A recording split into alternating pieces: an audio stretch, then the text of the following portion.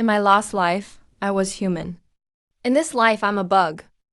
Good thing I gain the powers of whatever I eat. I nailed the whole clan of that 30-foot fish king to the seafloor. I rammed their herder into a volcano. When I woke and opened my eyes, there wasn't a bug in this world that could beat me. Day 3 of the trip. I'm still 5 prey short of acidic blood. My main body's skills are far stronger than my clones. I'll test the first one on scorpions 30 miles away. Let's try the brood sac. Colorless and odorless. It seeps into the body. With a thought, they turn right around. Without pulling back the interference, they won't see what's in front of them till they die. No ether leak, yet my mind can still affect them. The range is even farther. Hunting costs just dropped again.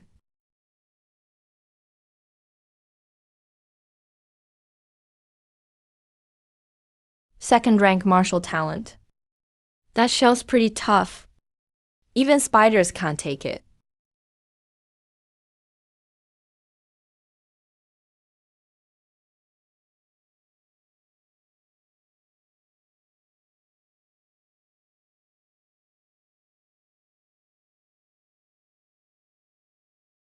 Acid made with matter shaping. Even his blood becomes my clone. Mind erosion complete. Too bad there's no colony. I'll save them as rations for my reserve clones. It took 400 days and over 100 burned out clones to make nerves that can take acidic blood. Now, this blood can kill a third-rank body. Before, flesh and blood had to enter their body. Now one spit of acidic blood breaks their armor and pulls them into a mind battle. Spit some acid, then some acidic blood. He'll think it's a physical attack, then get splashed by the blood, and enter a will battle at once. The two work great together. I kinda wanna meet my next foe. When my kin eat, some ether flows back to me. When I reach rank 3, I can boost the young. When they advance, they can feed me in return. That's bloodline resonance. There are still fewer than 1,000 adult 3-clawed bugs. In my past life, they'd be protected animals. If I raise them as a species, and there are as many giant bugs as there are on roads by the millions, the feedback would be insane. I control barely 10,000 clones. I won't break through anytime soon. I may as well raise my kin. Build an army through bloodlines. Once the colony reaches that size, it'll unlock plenty of talents. Let Trilobites rule this continent. Then I'll have endless ether. Everyone else exploits it like this. If I don't, I'll fall behind. Can I forge a bloodline? And steal some from the ancestor? Too soon. First, raise these useless things up. The green vine in the Marquis's memories is him. I've chased him this long. At last I've got a lead.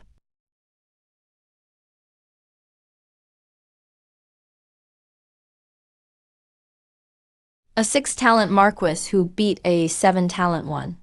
That potential is a lock for rank 3. 7 to 800 meters per second. Maybe even faster. Those skilled in mind power form brains. The Soundwave Fish King formed bone horns. This dragonfly is forming a supernatural organ.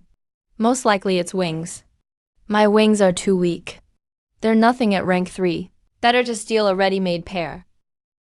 Come on, let's meet an old friend.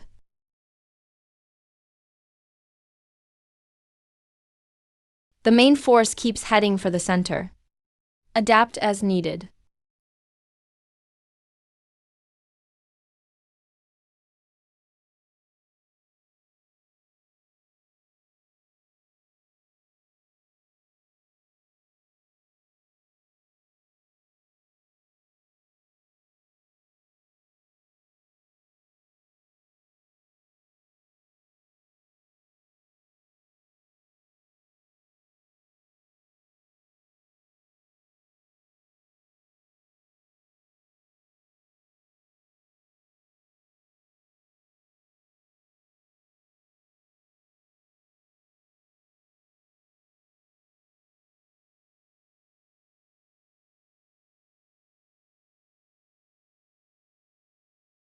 Too fast. It looks like it's running for its life.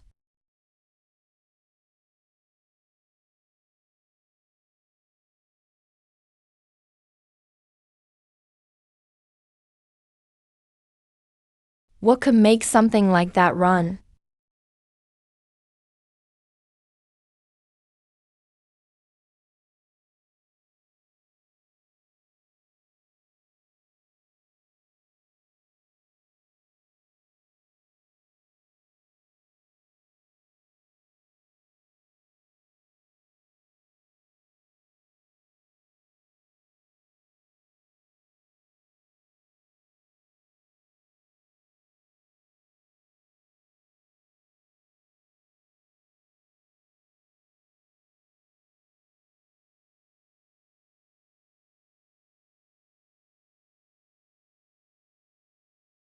This isn't hunting.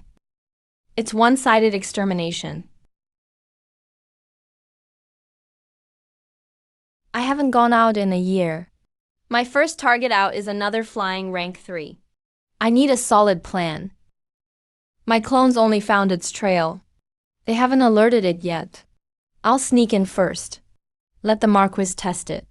See what it can do, then let it taste my new talent. I'll use the Soundwave Warhorn too. It has to die in one hit. Can't let it escape. The ether is 40 to 50% denser than outside the crater. Almost there. The six-winged dragonfly flew past here 12 days ago. Same old method. Scent. The scent has faded, but it hasn't dispersed. Tracking by smell beats pollution. Back to basics.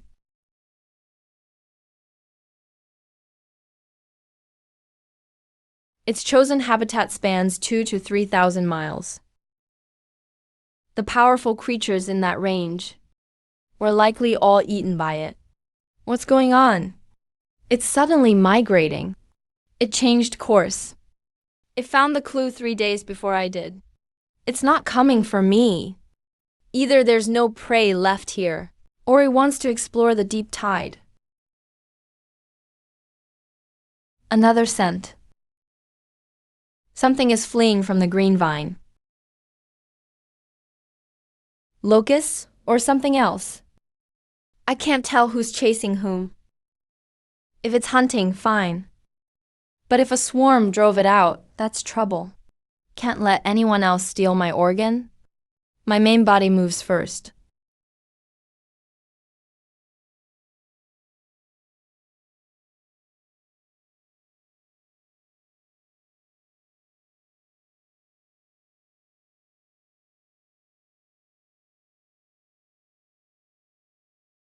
Finally found it. I'm sick of flying these past few days. This forest is too quiet.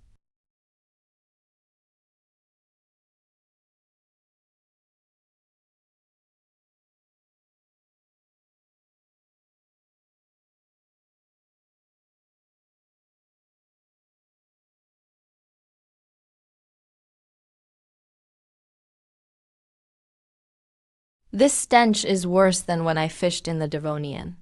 Back then it was 10, maybe 100 times stronger.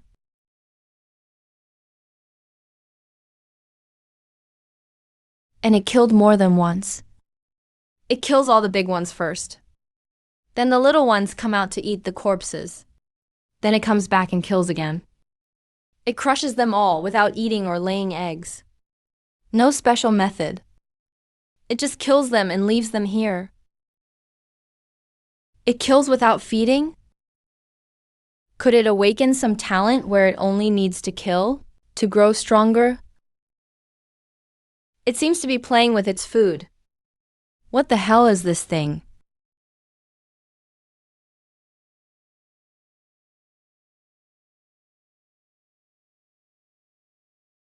Could it be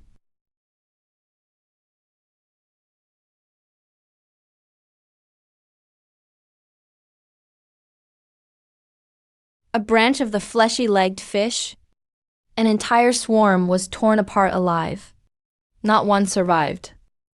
Even the rank 3 core was wiped out in an instant. It simply kills insects. It tears fish to pieces. Many fish were still alive as they were ripped apart. The black tide from the red-tailed fish's memories didn't seem this extreme. After killing fish, it eats them all. It doesn't waste food, and the black tide should be some species of devourer. It wouldn't just kill without eating. This thing kills, then leaves them here. Is this still Earth? Who dragged a wraith over here? Now I have to uphold justice. This isn't just some ordinary menace. I have to hit it hard.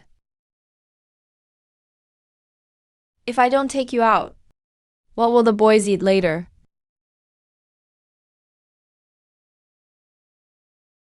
Holy shit, my dragonfly. Don't tell me it got cooked into stew too. Damn bloodthirsty villain. You poisoned innocent young green vines, The meat chunks are from fish. The dragonfly only left its scent.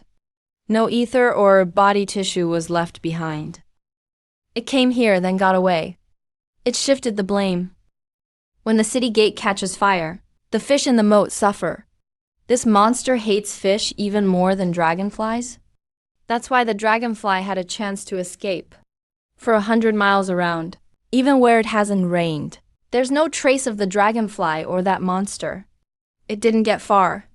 Either it went downstream into the swamp, or it broke the surface and hid. The monster's still searching the woods.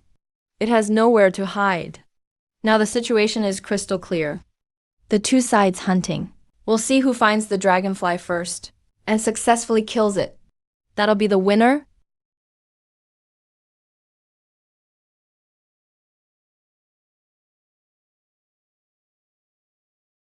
Lure the snake out of its hole. A clone would only alert it. Spore-infected bait is stealthier.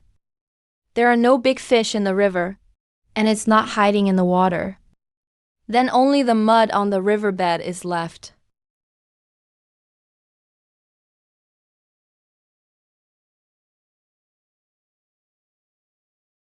Hey, found you. This is me, not at the giant blue dragonfly's full size.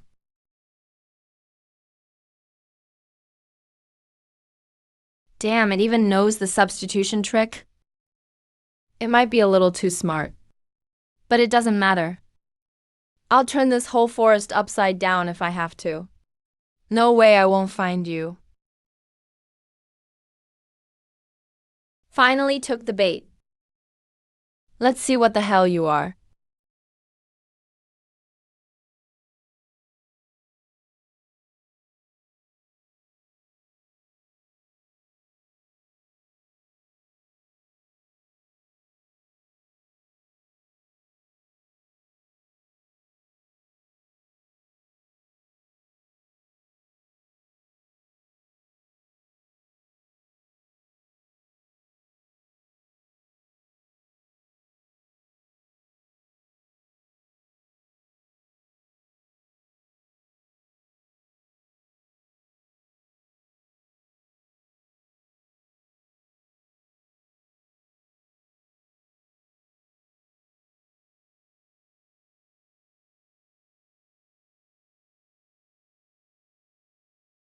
Finally took the bait.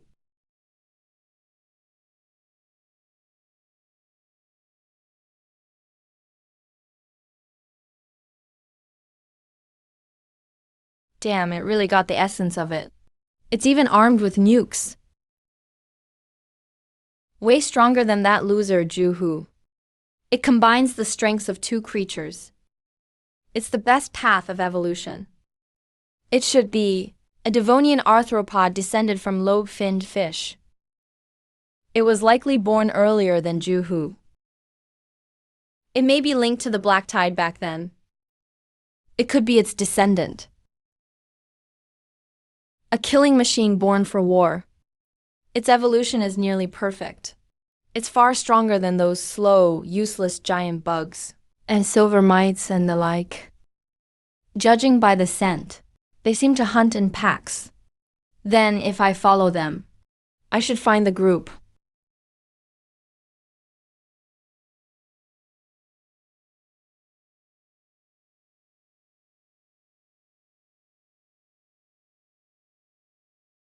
Over 50 second-tier ones. 1,000 of this squad could rule the Carboniferous. Even a third tier with 7 talents could take them on. But it can instantly kill a pseudo-third tier. That strength isn't enough. There are even third-tier leaders among them.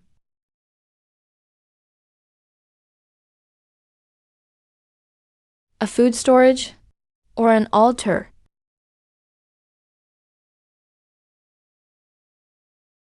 This should be where the leader stays.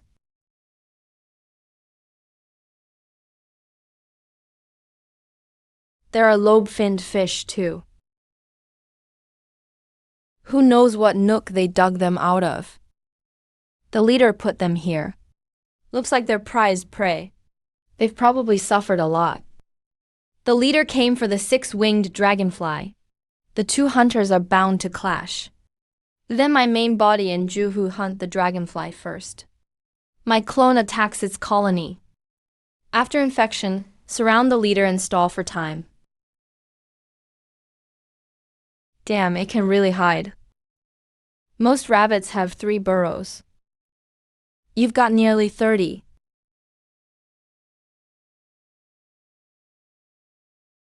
After reaching 3rd tier, whether they have bloodline talents or not, they seem able to control lower-ranking kin through bloodline power. With this ability, these 3rd tiers really make full use of their offspring. They use them as scapegoats, as supplements, and even as cannon fodder. You people really use them up? No time to waste with it. I need to force this little bastard out fast.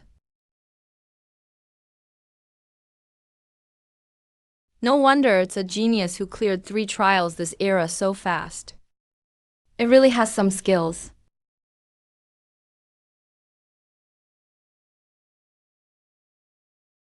Bloodlines, or rather genes, besides scent and the ether body, are most closely linked to these offspring called by the bloodline. The essence of bloodline abilities is using the body's compatibility to transmit consciousness and ether, thereby exerting influence. Can this transmission work in reverse? If my consciousness is strong enough, can I use this as a bridge in reverse, through these little dragonfly's genes, to connect to the 6-winged dragonfly?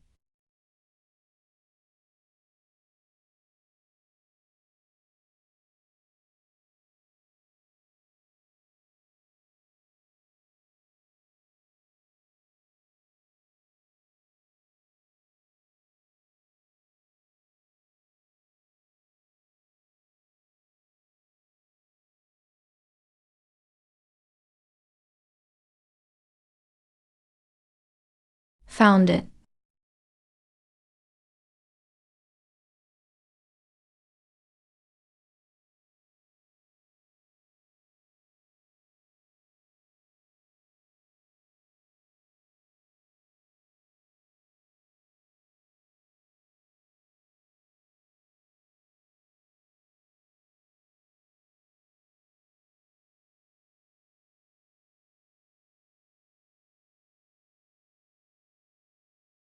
It doesn't look like a 6-winged dragonfly. It must have deliberately hidden its form, at the cost of speed. It's mixed in with this swarm.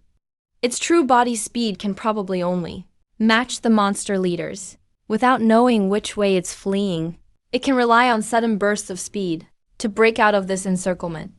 It must have prepared this long ago. Once its true body shows signs of being discovered, it can use this move to flee. In that case, I'll give you a hand.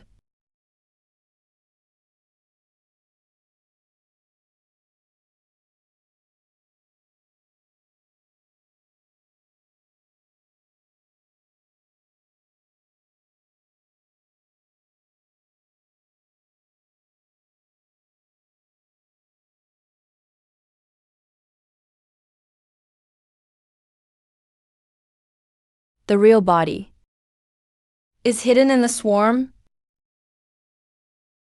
or is it using mimicry to ambush elsewhere?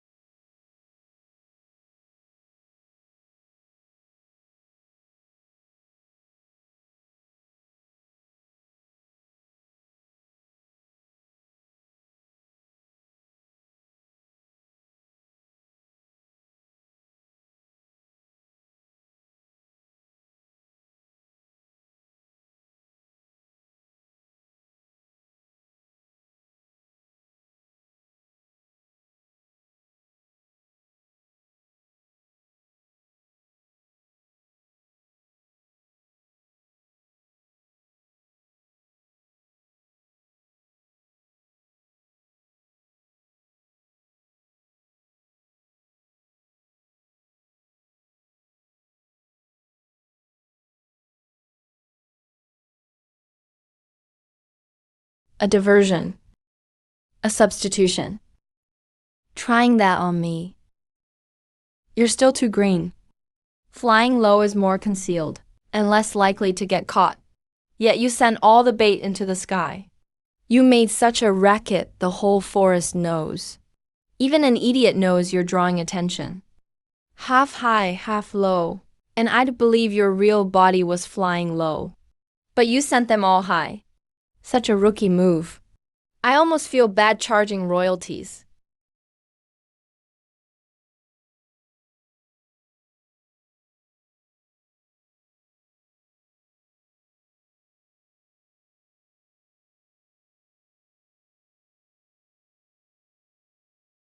Thanks for being cautious all this way. You got rid of a rival for me. Now I can have it all to myself.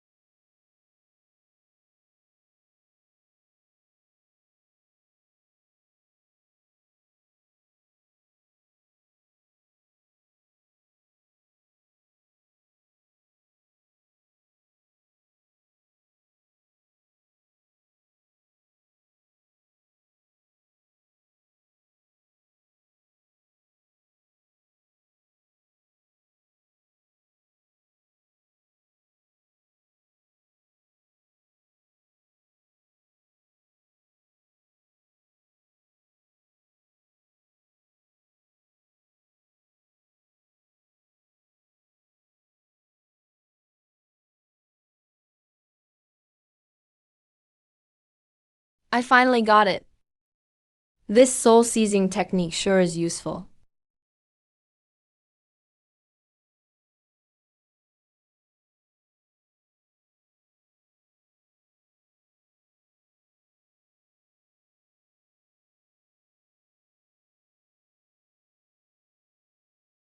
You actually want to possess my body? Now I'll have to punish you severely.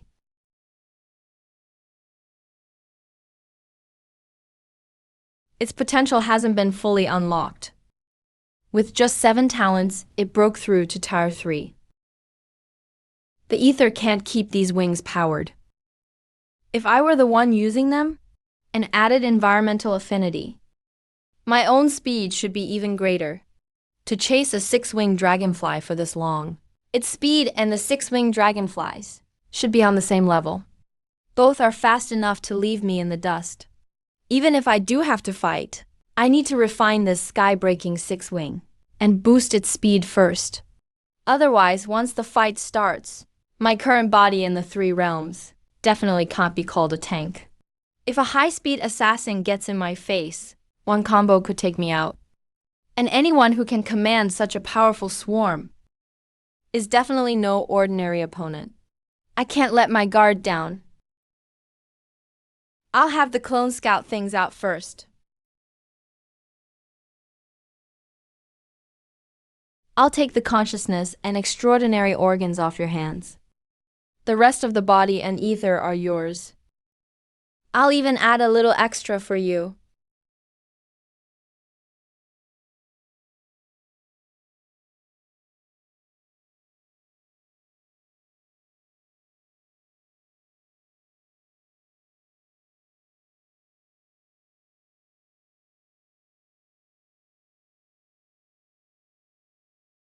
I drew it away.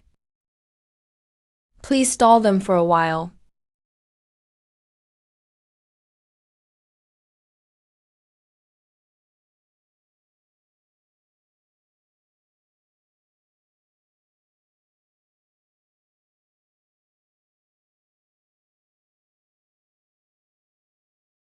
If they chase us one by one, it'll take most of the day. Once I get close and make contact to devour them, I can pull them into the mental battlefield. The swarm is still hundreds of miles away. The clone and the lords are heading this way.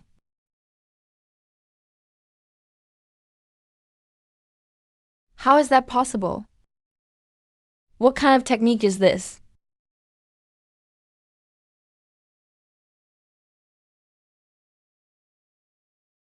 What the hell is that thing? Before the nerves could even react, it destroyed the entire clone.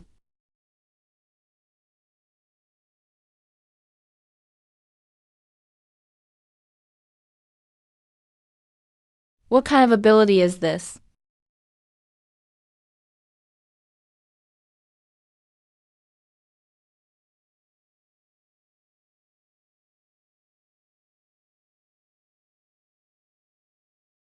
It's carbonization caused by extreme pressure. The energy type converts crystal energy into heat. It also has the ability to turn invisible. Its attack is instantaneous, extreme heat. It can reach nearly 18,000 degrees in an instant. It has at least 2 or 3 extraordinary organs. Its talent count should be 8. The true body is still unclear.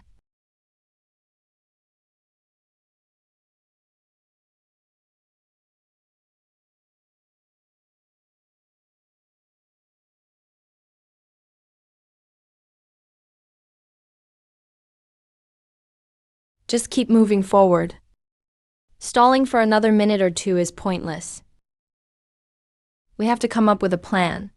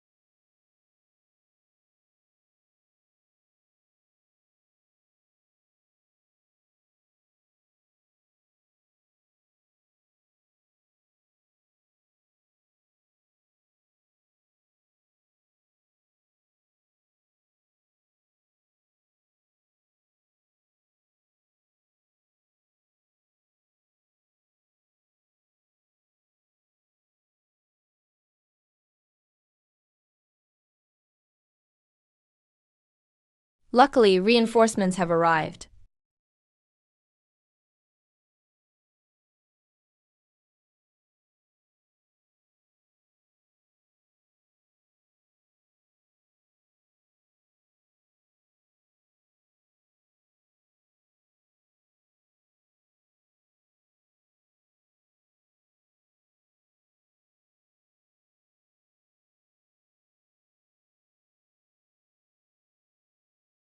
You sure had fun beating me up, huh?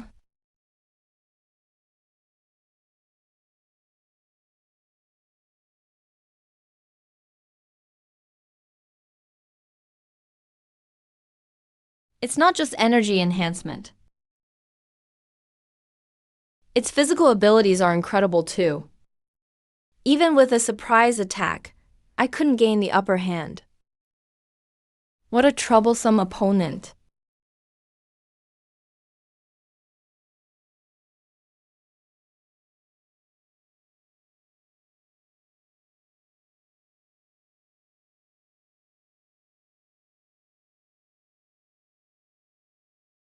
Let's see what you really are.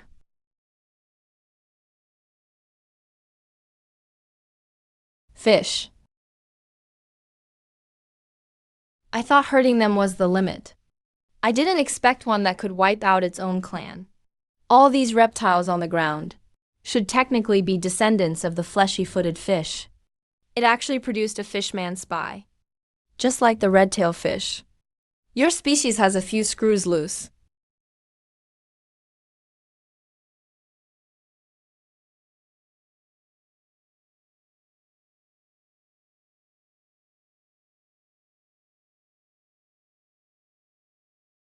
Lie down.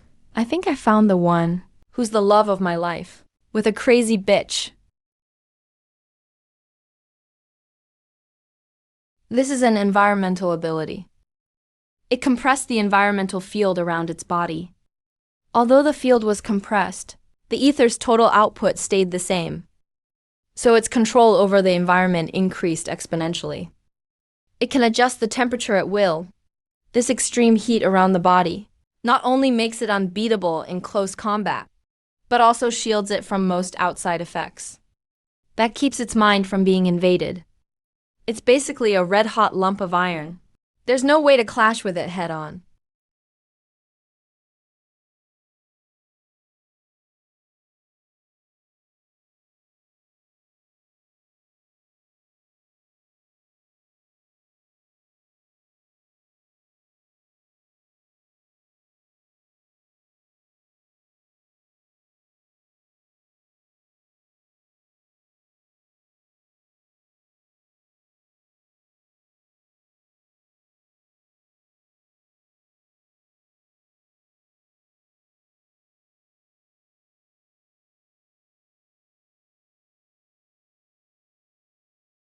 I have to find a way out. If I shrink the range of the environment, I can boost its impact 100-fold. Can environmental affinity work that way too? I need to find a way to compress the affected environment into a tiny range and make it cover my body.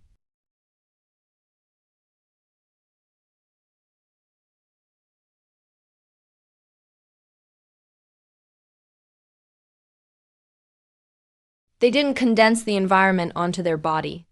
They condensed it right inside their body. The body is an environment too. Only by applying environmental affinity within can it be cast instantly. Environmental affinity works like mental affinity, just like how I can combine algae with energy affinity and freely alter its range. Their fire breath uses environmental affinity to compress heat inside the body, then extends that affinity outward. That's how it gains such terrifying power. The key to cyclic environmental affinity is the cycle. From entire ecosystems down to microscopic structures, there are cycles of all sizes in the body. As long as I build those cycles inside, I can form an independent biomagnetic field. It can resist outside attacks and condense my own power.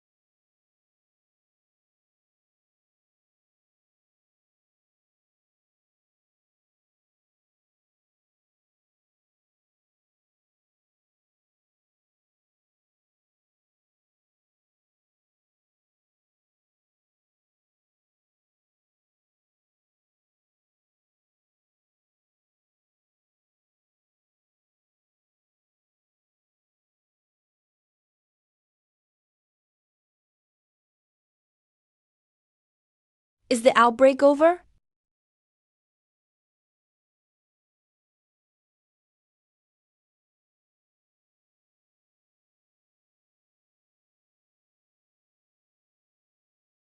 I've done enough. I've held on long enough. But the clones melting in the flames, the slaughtered creatures, the hunted six-winged azure thunder. If I fall, the lords can't hold on alone. The rainforest will surely be destroyed. I can't fall, no matter how tired I am. Even if it kills me, I can't fall. I'll fight again.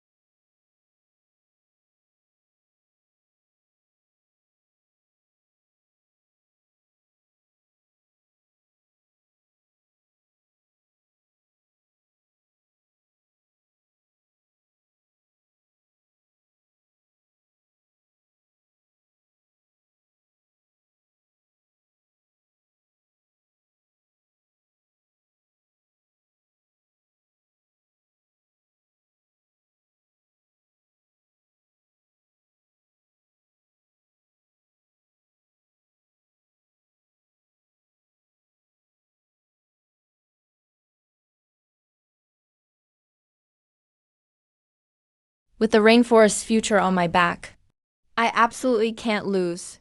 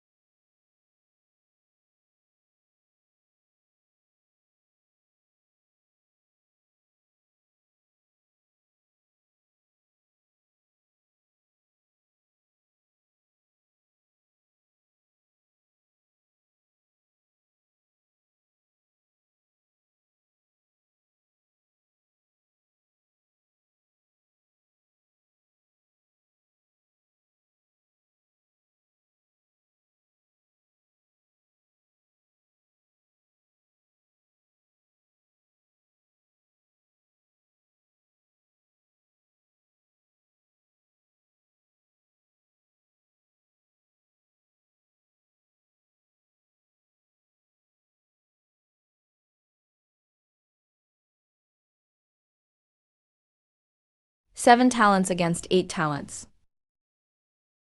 The gap is still too great. Is this the end? If I go underground now, I might still escape. Hold out for reinforcements. But after fighting this long, everyone in the rainforest has entrusted me with their lives. How can I let them down?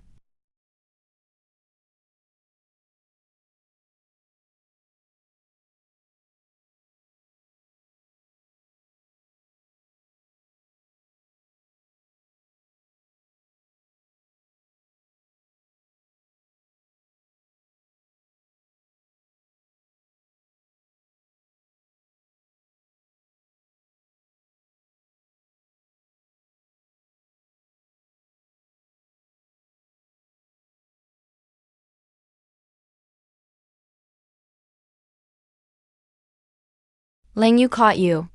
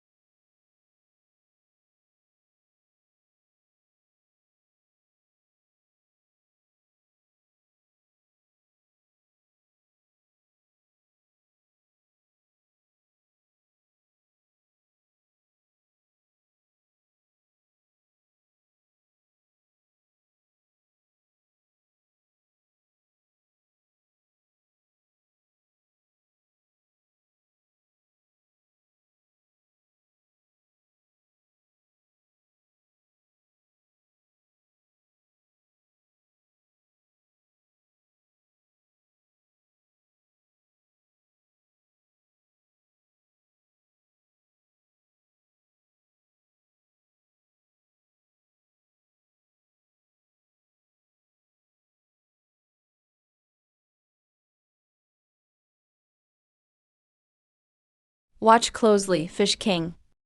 This is how life return is used.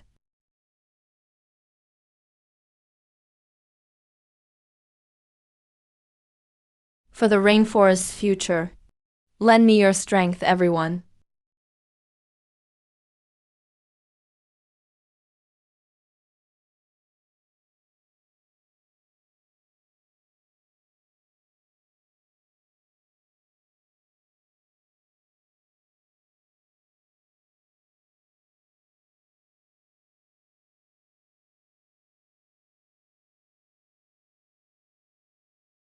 I feel everyone's strength.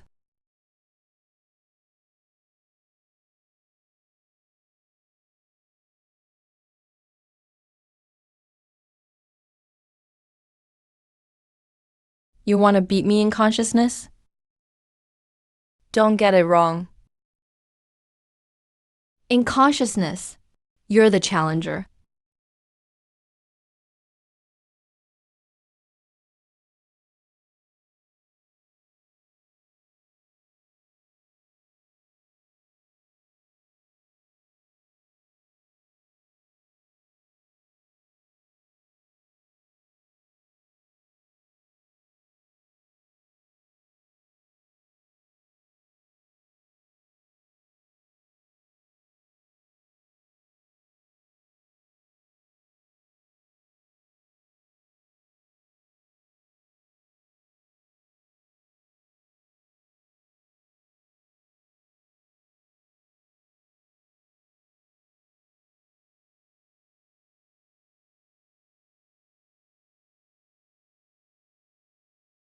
I haven't exactly been.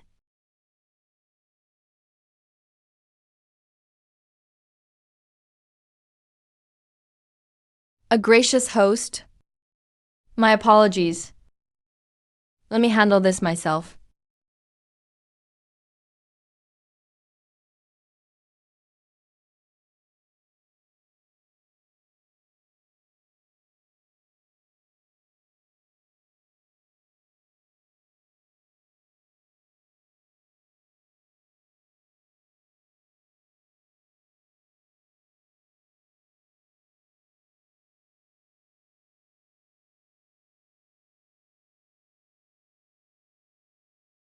I need a name for this move.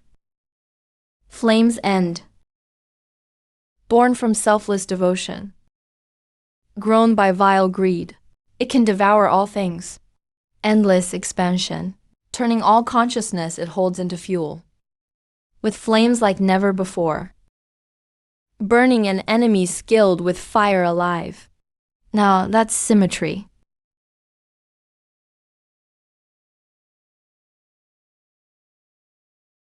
Interesting.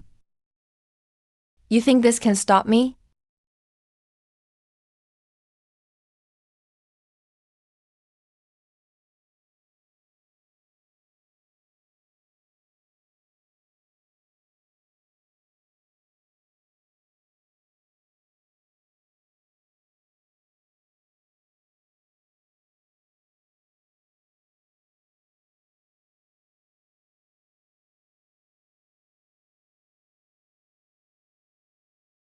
Not bad.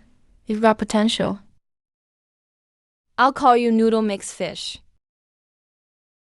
If you merge with your own kind, you could at least forge 1,000 fish banner. Just follow my orders then. Kill as many as you want. I'll clean up afterward. They're just fish, right? When we run into them, kill them all. They're both soul banner material. Why is the gap so huge? Half-face fish is over 100 times better than him. The capable ones won't obey. The obedient ones are useless. I am the natural order.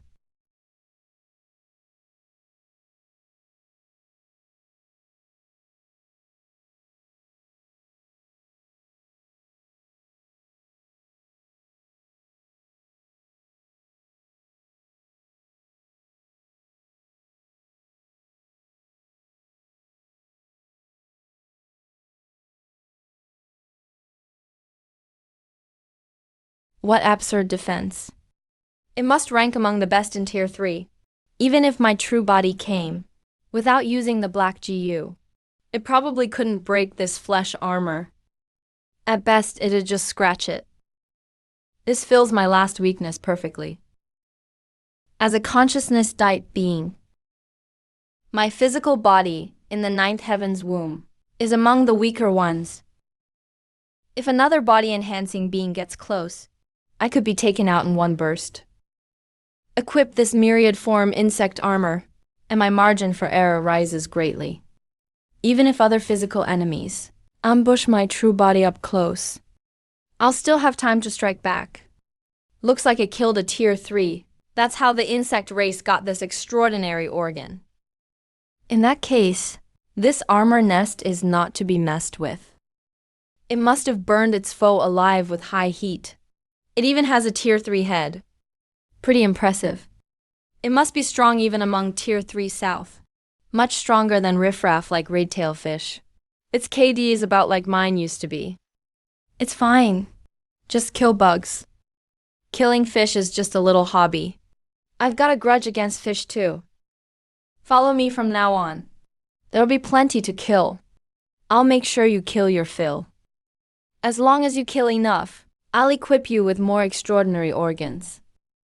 So, once these wings spread, they can instantly expand my biofield, or strengthen my biofield, or even stack them briefly, greatly boosting control. What domain expansion? What's Skyborn's 6 wings? Never heard of him. No wonder its consciousness is weaker than mine, yet it can compress its biofield so fast. It was using an extraordinary organ. This talent is well developed. I never knew wings could be used like this. Genius. A true genius.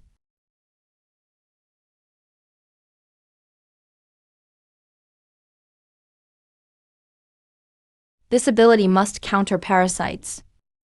This organ is amazing. It even accounts for that. In the inner sea, it must have seen all kinds of weird things. So it evolved this ability specifically, in case something it ate was a problem. Before I met Half Teacher, I was wasting my talent. Thank you for your guidance. I'll study hard.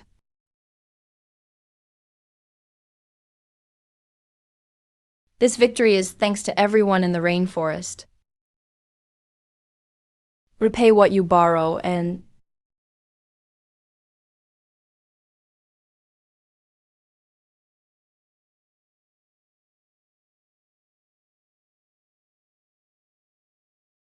So this is what your memory looks like.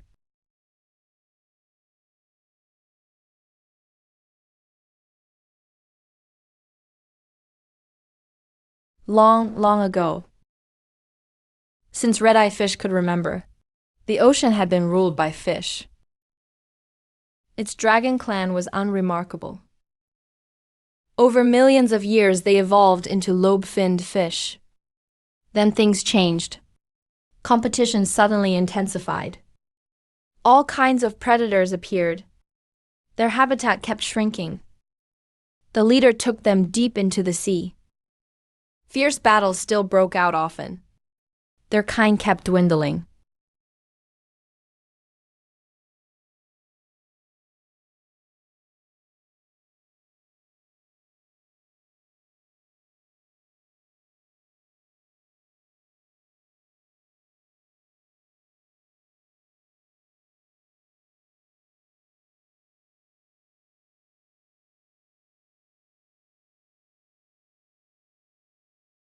Leader.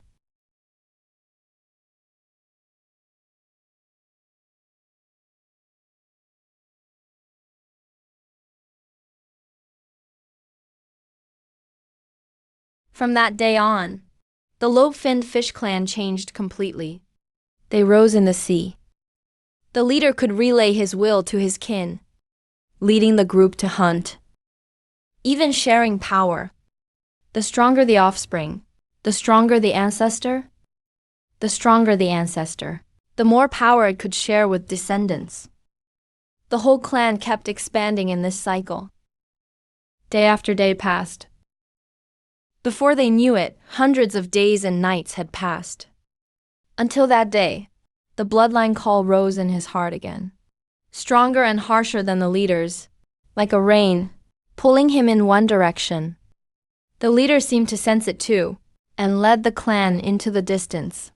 After rushing for days and nights, Red-Eye Fish saw a sight it would never forget. The leader didn't hesitate. Once the others caught up, they followed behind that giant fish. The answer will be revealed soon. The pitch-black crab-like creatures emerged beneath the sea. Those tiny sea zizi grew enormously, radiating a terrifying aura, lurking in the waters ahead. After a brief standoff, the ancestor fish spread its wings.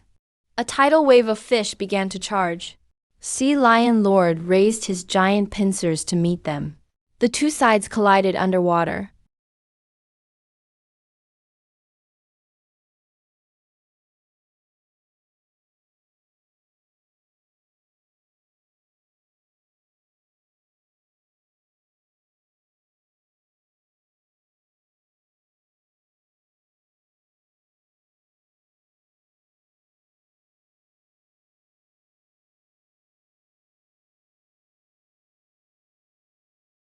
Many years later, Red-Eye Fish still remembered that dimly lit morning. So bloodline talents are really this powerful? They can awaken early through their descendants, and even gain their descendants' abilities. They can command their descendants to expand their gains, constantly feeding that power back to themselves. They awaken early, and instantly upgrade their gear. No wonder the fish rose to power. How the hell are the others supposed to fight? If I were a sea scorpion, I'd be cursing too. Maybe some sea zizi also awakened their bloodline talents. But their descendants were too ancient and weak. They couldn't achieve bloodline resonance. It's hard to say whether bloodlines created the fish, or the ancestor fish created the fish, or whether those who never awakened ether were the ones who created the fish. There's really no way to know. Still, is this really Butter Noodle Fish's memory? Could it be a mistake?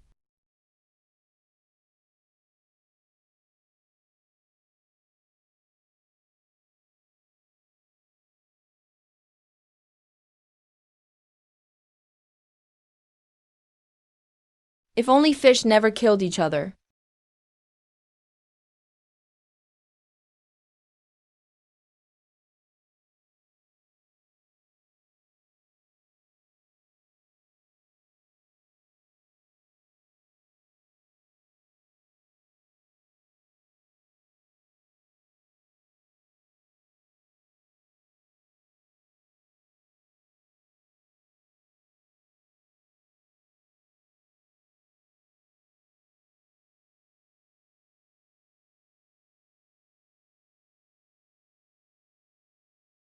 The place said to kill you the moment you arrive. The leader really brought us here. We actually survived and evolved land organs right away. So that's how bloodline resonance can be used. The ground feels completely different from the sea. Is this what land is? There are no enemies, more than enough food. The ether sea is even denser than the ocean. This place is paradise. But why do I still feel uneasy? All the ether is gathering on land. There should be plenty of life here. But we've come this far, and haven't seen a single living thing. It's too quiet, abnormally quiet. An ecological niche can't just be empty, unless something ate everything here. Even Ling Shu is nervous. There's definitely trouble ahead. Something that can turn an entire river into dead water. Just how terrifying is this thing? This pollution resembles the aura of the abyss. But it's not the same. The leader actually set the place on fire. Is he destroying the evidence? Or warning something? The Sea of Origins. That's where the ancestor lives. Could the thing at the source be too much even for the ancestor? Was that how the Sea Emperor octopi escaped in all directions back then? They scattered to save their lives. And now we're the prey. Whatever could scare the leader this badly must be even more terrifying than a silver-armored warrior. We've run so far, and the fire covered our scent. We should be safe now, right? He's dead? How did he die? He couldn't even send a distress signal? No, he never lost us. He's been watching us the whole time. He's watching us run like a cat playing with mice. I can't move. I can't move at all. What level of pressure is this?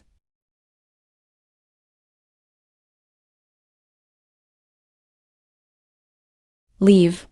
The leader is hurt this badly? Even he couldn't beat it. Staying means certain death. It's here. It's chasing us. So fast.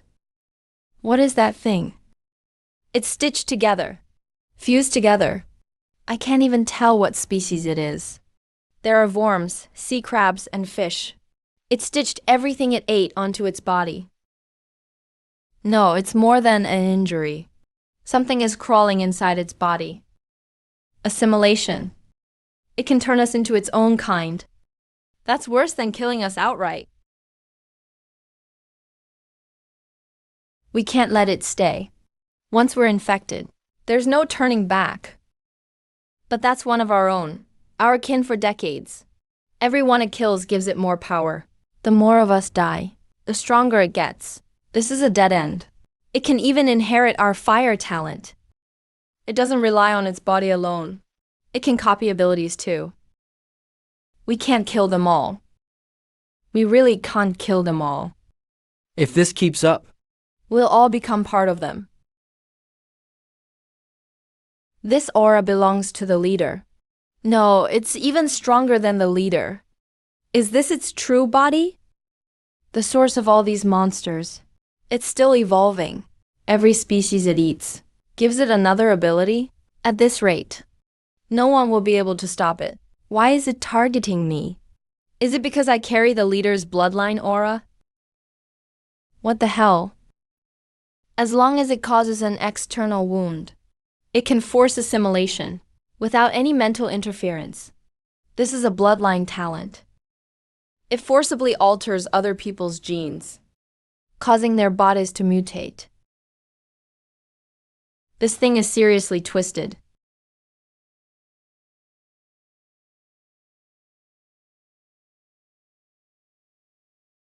Where the hell did I end up? I got transported into Senior Brother's world. I would have been better off with a zombie virus. Even zombies don't casually stitch bodies together.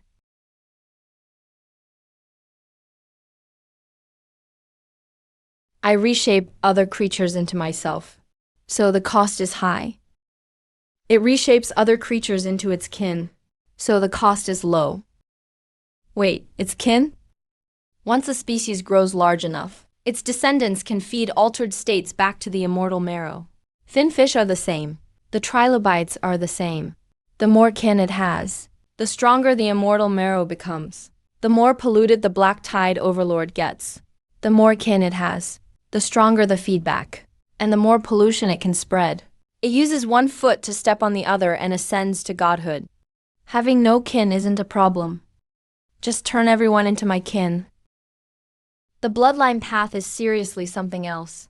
So that's how sinister this talent is. If someone with Bloodhead GU were around, they could step on one foot with the other and ascend. I thought the fish were already bizarre enough. I didn't know there were bigger players. If I had this ability, couldn't I turn the whole mountain into trilobites? Why bother raising them the hard way? Then I could eat as many as I wanted. Anyone I liked. I'd turn them straight into trilobites. Then draw a share from them through bloodline resonance. The larger my brood becomes, the more I benefit. I recommend nerfing the bloodline path before I learn it. This ability is completely overpowered. Nippon Records is still way too twisted. Even buttered noodle fish, a victim from back then, has awakened and accumulated 3 extraordinary organs. The Black Tide's sovereign probably awakened too. It has the advantage of the continent's ether core, and its inherited descendants can provide ether. With both advantages combined, it may have awakened even earlier than I did. Since it has awakened, what is it doing now? Why, after searching for so long, haven't I heard a single thing? Who is the being that created the algae at the source? Who could it be? Was the great extinction event back then connected to it? After the excitement faded, the continent felt shrouded in layers of doubt. Everything was impossible to make out.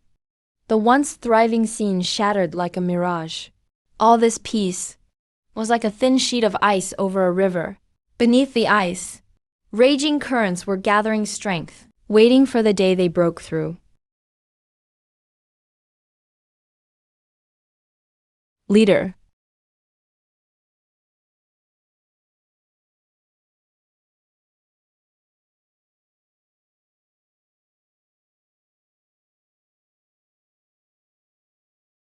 He's trying to bear it alone again.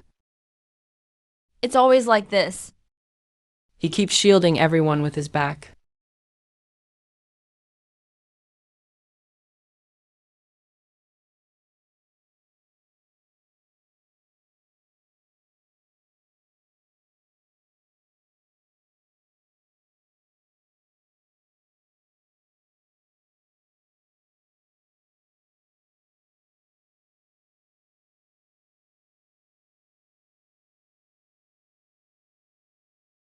What a powerful collision. How long can the leader hold out?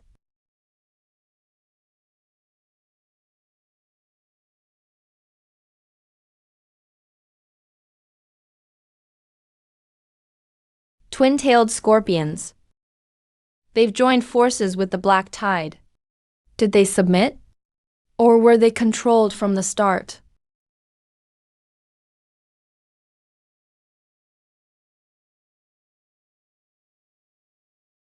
The leader's hurt. Damn it. I got distracted.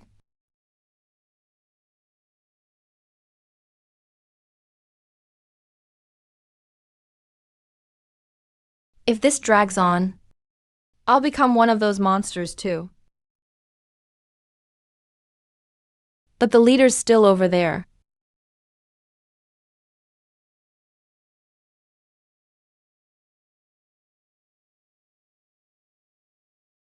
If this keeps going, the leader will be worn to death. I have to get there now. No, the leader can't die. I have to go.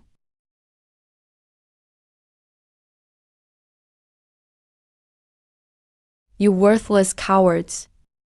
You fight viciously for territory, but run when it comes to a real deathmatch. The leader's still holding the line up front. I won't die here. Break.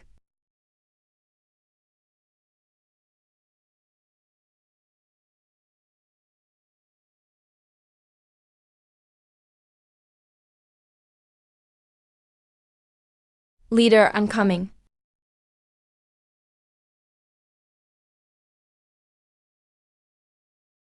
We've got a chance. Together we can kill him. Wait, why aren't these scorpions coming up? What are they waiting for?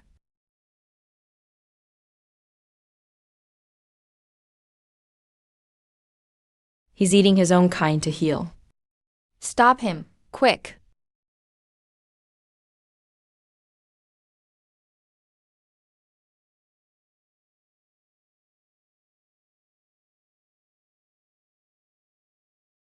No, he heals too fast. Someone has to burn through his supply line from the side. Just a little more. Just a little more. Anyone will do. Hong Wei, Hong Wei. He hasn't left. Hong Wei, get over here. Just one hit. Hold him off for 1 second. He actually ran. He actually ran. Hong Wei, you coward. Just 1 second. Can't you hold out for even 1 second? It's over. It's all over.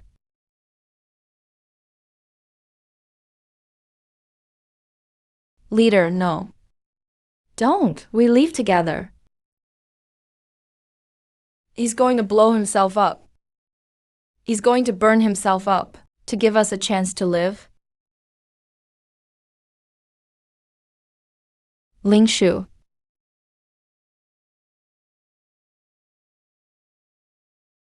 Leader! Leader! Stop. Stop right now. I couldn't even protect him to the end. I couldn't even bring his body back. It's the leader. Just like before. That's wonderful. Don't go, leader. Don't go.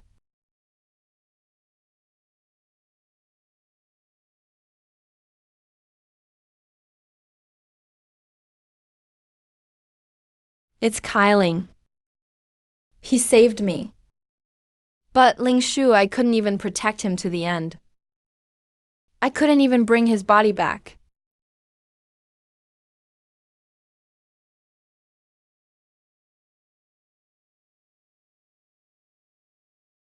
That's right. The leader told me to care for everyone. I can't fall apart like this. It was you. You were the first to run back then. Look at you now. You became a monster too. Serves you right. Run! Keep running. You ran so fast back then. And now look at you. You deserve this.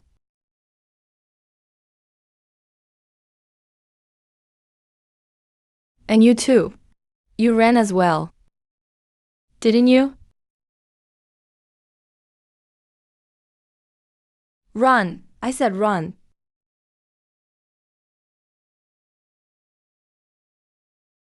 Those who flee from battle will die. That was the leader's rule. Hong Wei, you better hide well. Don't let me find you. Hong Wei, this debt will be settled someday. But for now, I have to protect everything the leader left behind.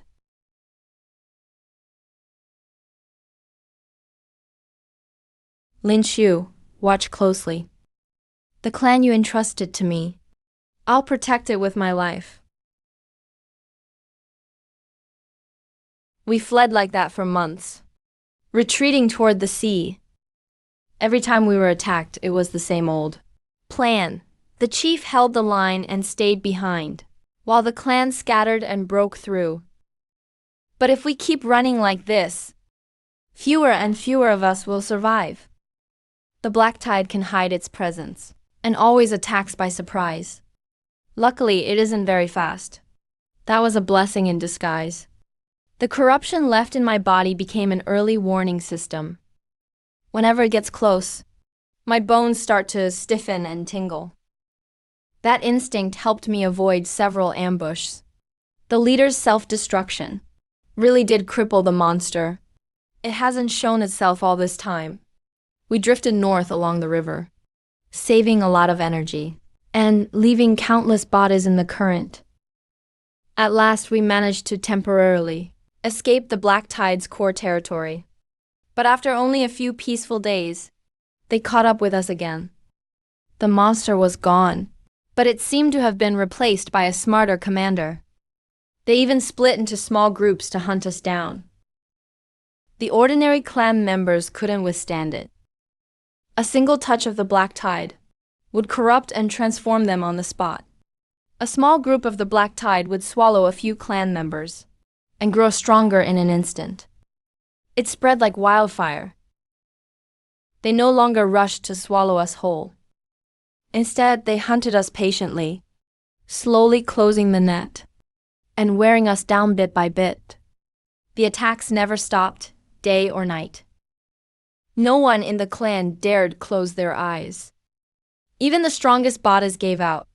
Even the second-tier members began to be corrupted. At night, they'd suddenly go berserk and attack their allies. Our clan had already started fighting among itself. Now the whole group was on edge. Any little sound could trigger a panic. In the darkness, we couldn't tell who was still sane and who was already infected. After every bout of chaos, piles of our own kind lay dead on the ground. The outside threat wasn't solved, and trouble had already erupted within. Those branch clans whose chiefs died in battle refused to follow orders. They ran around on their own, ruining the warning perimeter we had worked so hard to set up. The black tide kept biting at us from outside, while idiots held us back from within. I still had to suppress the corruption inside me, while putting out fires everywhere every day. Every burden was on my shoulders alone. The agent will forcibly. When Lingshu carried the whole clan back then, did he feel this breathless too? No, I can't lose control. There has to be a way out. All second-tier members, gather with me.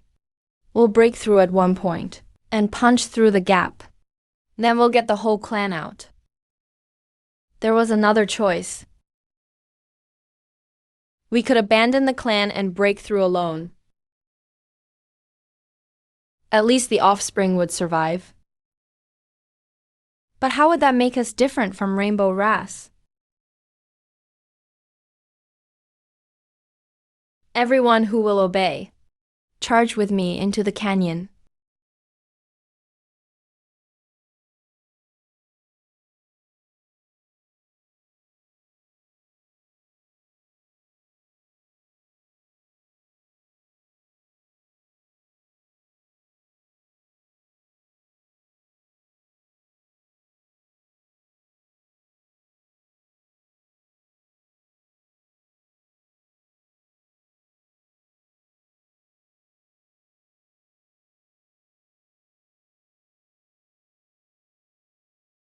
Until we're pushed to the brink. Who would willingly turn their blade on their own kind? But the Black Tide's corruption wouldn't wait. Showing mercy would doom the entire clan. I knew that once I acted, I'd be cursed as an executioner. But with the clan's survival at stake, personal honor meant nothing. I cut down my own descendants with my hands. It wasn't bloodlust. I simply refused to let the Black Tide control them and turn them on their former kin, or let the corruption consume them. It was better that I gave them one last shred of dignity. Every flame that burned the selfish away ate away at my soul. But if mercy is shown at the wrong time, it's cruelty to those still alive. I was the one who led them into battle, and I was the one who ended them. I alone must bear this sin.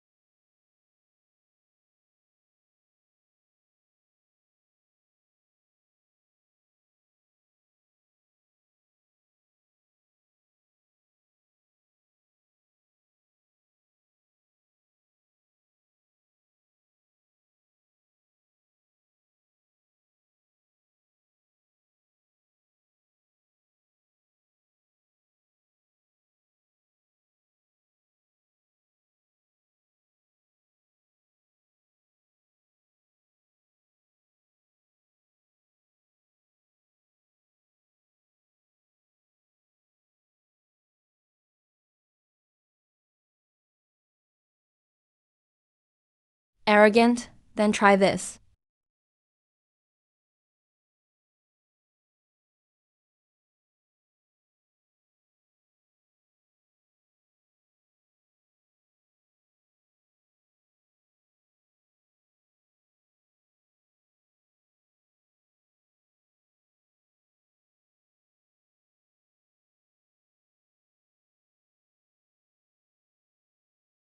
How can I defeat the monster before me?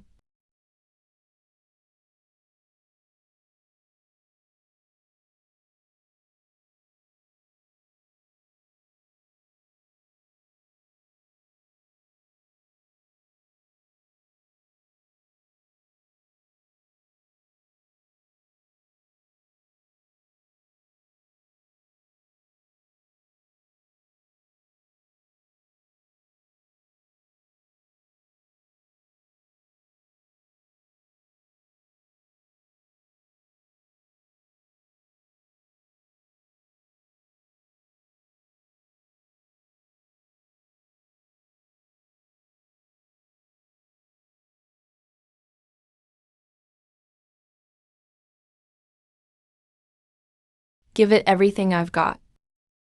Even that wasn't enough to stop it. The leader's dying wish. I still couldn't fulfill it. I can't give up yet. I promised him. I'd protect everyone. I can't. I absolutely can't fall here.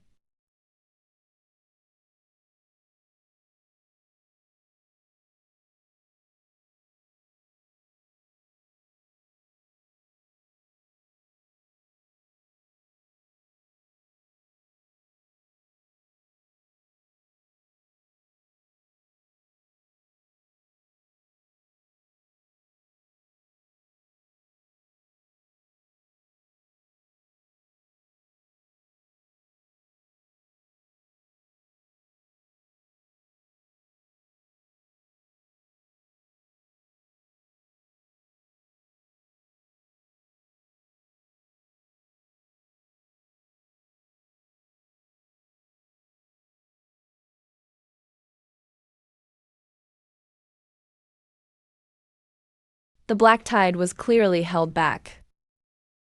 How could an offspring die here?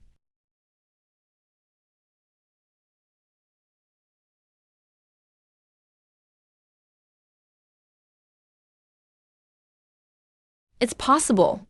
And impossible. This was clearly an ordinary offspring. There was no chance of corruption. What reason could they have? How could they? How dare they?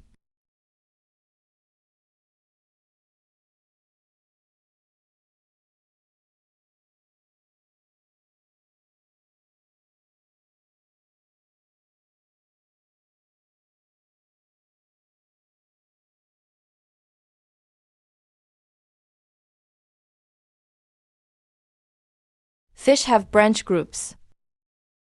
When facing predators, they kill the old and weak, leaving them behind to draw attention. Those who refuse to obey are attacked.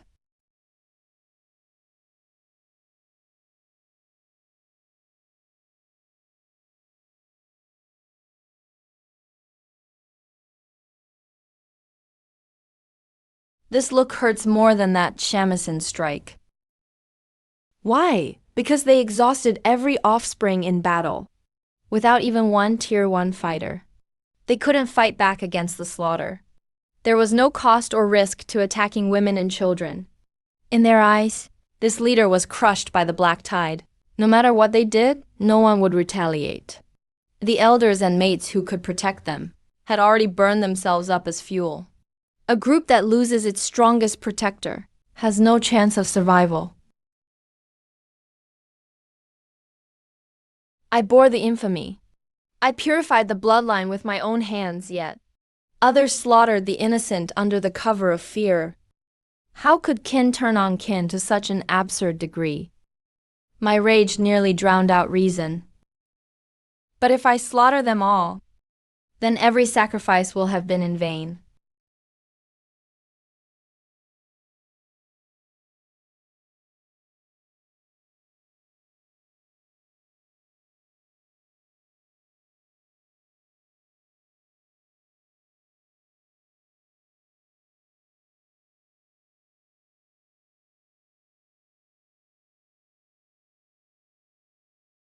I shouldn't have saved you.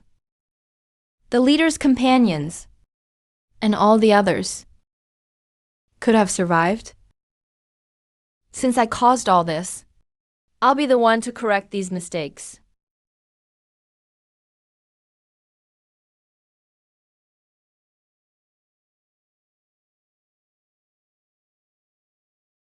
Why? Why weren't you the ones who died? Why? Answer me. Preserving the bloodline is easy. Upholding the group's honor is hard. Trading other people's lives to let your own offspring survive is something I can't do. Becoming trash like the Hongwei fish would be more humiliating than dying in battle. Leader. I'm sorry. I couldn't fulfill your final request. But those cowards who killed you will pay the price. I'll burn the black tide to ash as well.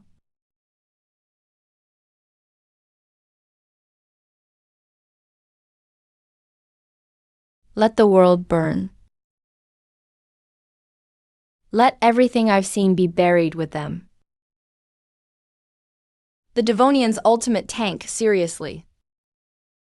When it comes to taking punishment, I'll call him the strongest. Still, Teacher Half-Face was too gentle. If it were me, I'd have wiped them out already. Why wait until then? The black tide was going to kill them anyway. Might as well let me feast. I'd make 100-soul banner, even a 10,000-soul banner. Then I'd feed the black tide until it fell asleep. I should be the one in that position. He was still too kind. He killed them too late. And he didn't kill enough. I would never make that mistake. What a shame.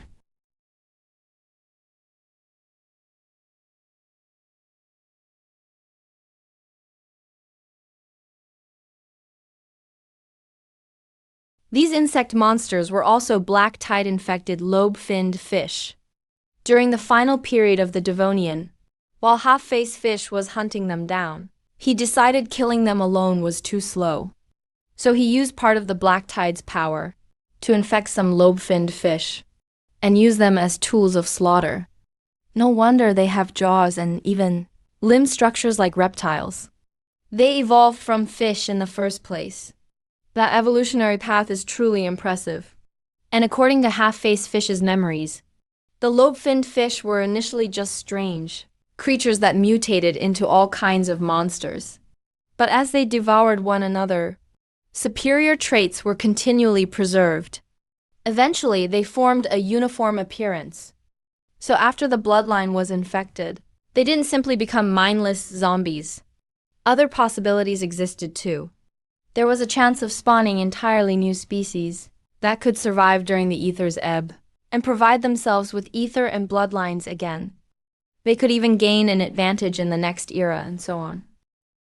So, in that case, most of those black tide creatures had arthropod traits, somewhat resembling modern insects, that parasitized soft-finned fish beneath the red-tail afterglow.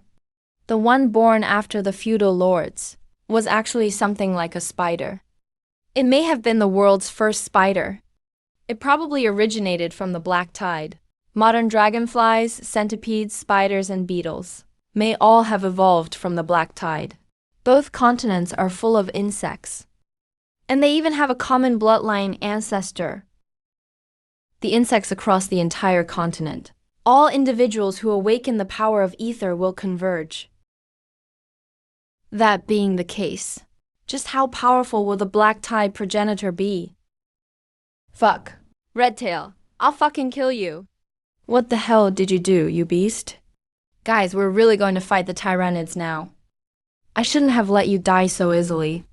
I should have dragged you out of that tree and sliced you into fish fillets. Then deep-fried them and force-fed them to you. You heartless bastard. Your memory, said the others, volunteered to stay behind and buy time. You chose a strategic retreat to save the fire beast. So they didn't want to stay behind. You lured the monster over there. You really are a monster. Hey. The redtail caused way too much trouble. The future battles in the heart of the southern continent. Maybe even tougher than expected.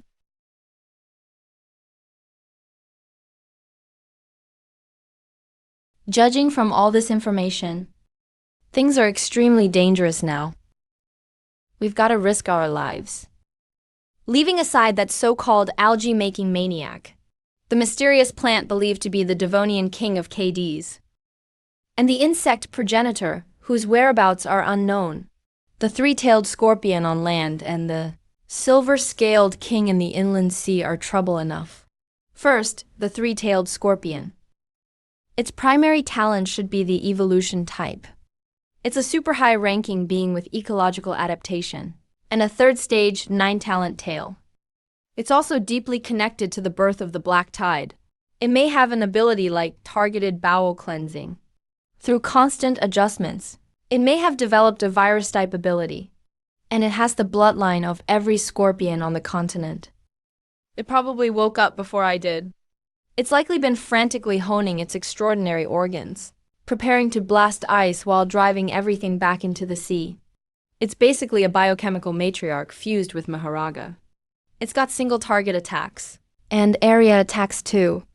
A completely bullshit monster.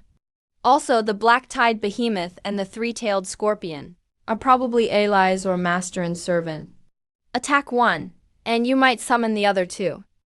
With 2 9-talent beings combined, even the progenitor fish would get slapped around. The insects have home field advantage.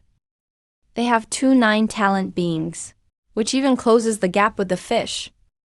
To deal with a massive race numbering in the millions or tens of millions, charging in alone would be far too difficult. As a being who took part in the Era War and conquered the inland sea, the silver-scaled king may not have revealed much about its talents, but suppressing the inland sea alone proves its strength beyond doubt. It's probably a notch stronger than the three-tailed scorpion. Probably a well-rounded fighter. Though it's buried beneath the strata, I've already discovered that something from the inland sea has escaped. The strata shouldn't stop a powerful third-stage being. As the strongest being in the inland sea, there's no reason it couldn't get out. At worst, it'll be a little later than me. It won't be much later. It's probably devouring insects and grinding levels like crazy right now. What a great matchmaking system. What the hell did it match me with? I'm seriously at a disadvantage against them. They all have descendants and bloodlines backing them. The 3 bugs from my own lineage are complete trash. They can't even help me. One was released after surpassing me in strength, and the other was betrayed by me. Strength isn't everything. But that's exactly the problem. Judging from this battle with the half-faced fish, the consciousness parasite path has reached its limit. This fighting style is completely outdated. The golden age of parasites was the Devonian. The seafloor worms barely capitalized on their advantage, but they collected the parasite tax 500 million years later. Every creature that could be parasitized is dead. There aren't even any bodies left to hide in. With my consciousness parasitism, aside from crushing Fangsheng and the Fish King, I haven't recruited many followers at all. I have to find a way to improve myself. I can't keep counting on dragging enemies into the otherworld battlefield. At the very least, I need to raise my strength to the point where, without using consciousness, I can still crush a life-type 8-talent being. Otherwise, I'll really fall from the top of the food chain. Then I'll have to crawl back to the seafloor and bury myself in the sand. I won't even have 3-leaf wrong to eat anymore. Which direction should I take to raise my baseline combat power? The life type is hopeless. The reversion anchor is incredibly powerful for recovery, but it probably can't improve my combat power. The evolution type is even less viable. In front of San Weixian, it would be like showing off an axe before Liu Ban. If I used it, I'd probably get laughed to death. A quick breakthrough in the short term seems unlikely. I need a talent with enough potential. One with plenty of room to develop. A biological field can transmit ether, and may even transmit energy. It's used as a medium in combat. The speckled fish probably has 2 ways to use it. one is condensing it over the body's surface.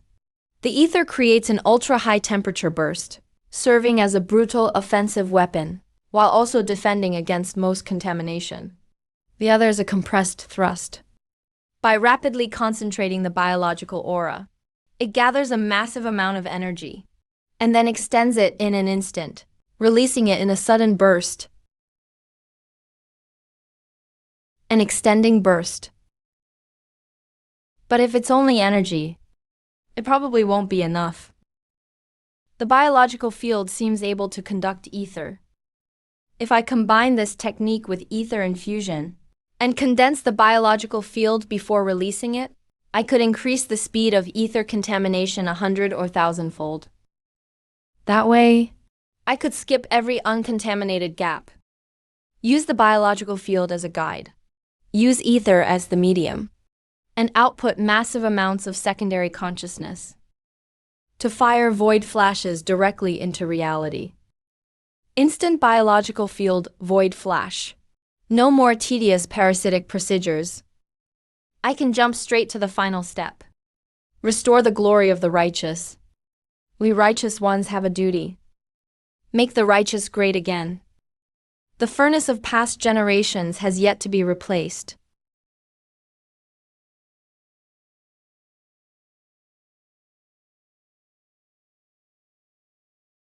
This biological field is rejecting my consciousness, or rather rejecting all consciousness. Different biological fields have different traits. Different extraordinary organs give birth to different biological fields. And different biological fields are compatible with different attributes. The furnace stomach clearly only works with energy. If I want a biological field that can transmit both ether and consciousness, I have to create it myself. Copying someone else's homework won't work. What kind of extraordinary organ could give birth to such a biological field?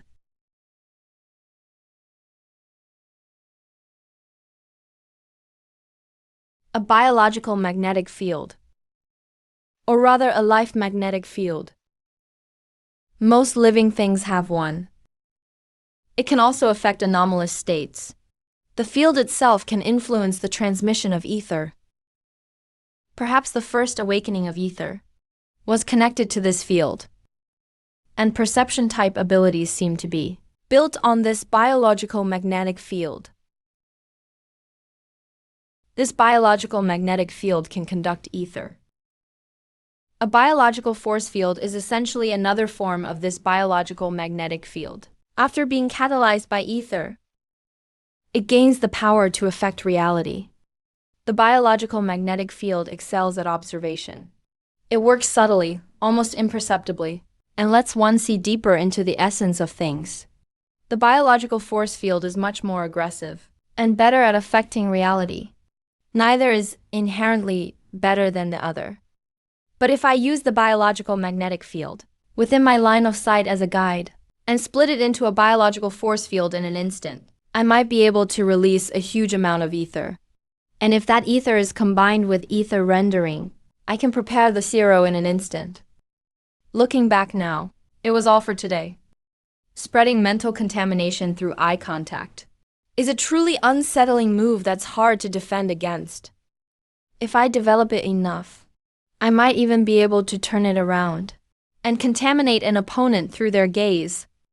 Then whether someone looks at me or I look at someone else, the contamination effect will work. Yes, that's it.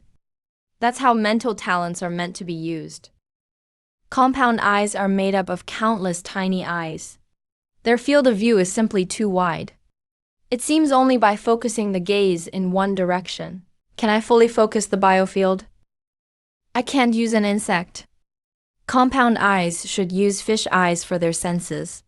The cells, lens, and pupil should preferably be located in the rear chamber. A variable lens can adjust quickly for different distances, and with the right cornea, it has a smaller range than compound eyes, but sees much farther. As the gaze focuses, the biofield can also reach farther away. These eyes are better suited for see-through vision.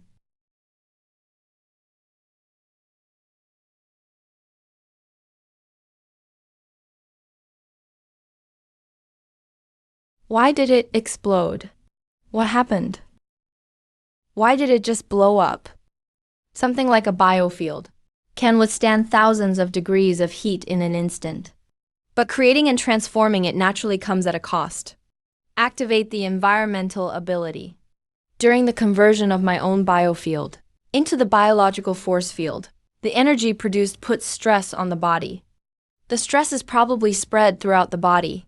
Once the strain from this transformation is distributed across the whole body, it's basically nothing to a third stage user. It can even be ignored completely. But once it's concentrated in one spot, especially somewhere like the eyes, it can only end in an explosion. Besides refining the brain, I also need a supernatural organ for the eyes. It should work like a furnace belt, condensing the biofield while my eyes are closed, then releasing it all at once when I open them. 3 talents used together, along with 2 supernatural organs, could bring out their full power. That's what a true combination move should be built around. It shouldn't rely on just 1 or 2 supernatural organs to hold everything together.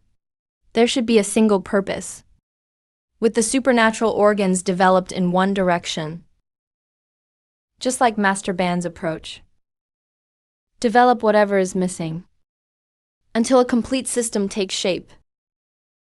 Not simply using whatever I happen to find, and combining it at random.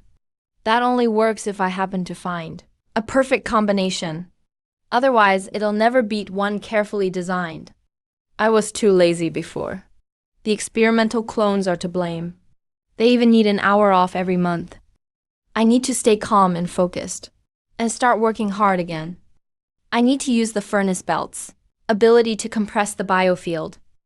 Ideally, I should condense it with my eyes closed, then project my gaze out the instant I open them. That way, during a fight, I can open an eye anywhere on my body, then use the burst of biofield energy to fire off a zero. My palms and the top of my head could work too. When this thing is activated, it can also help refine the brain.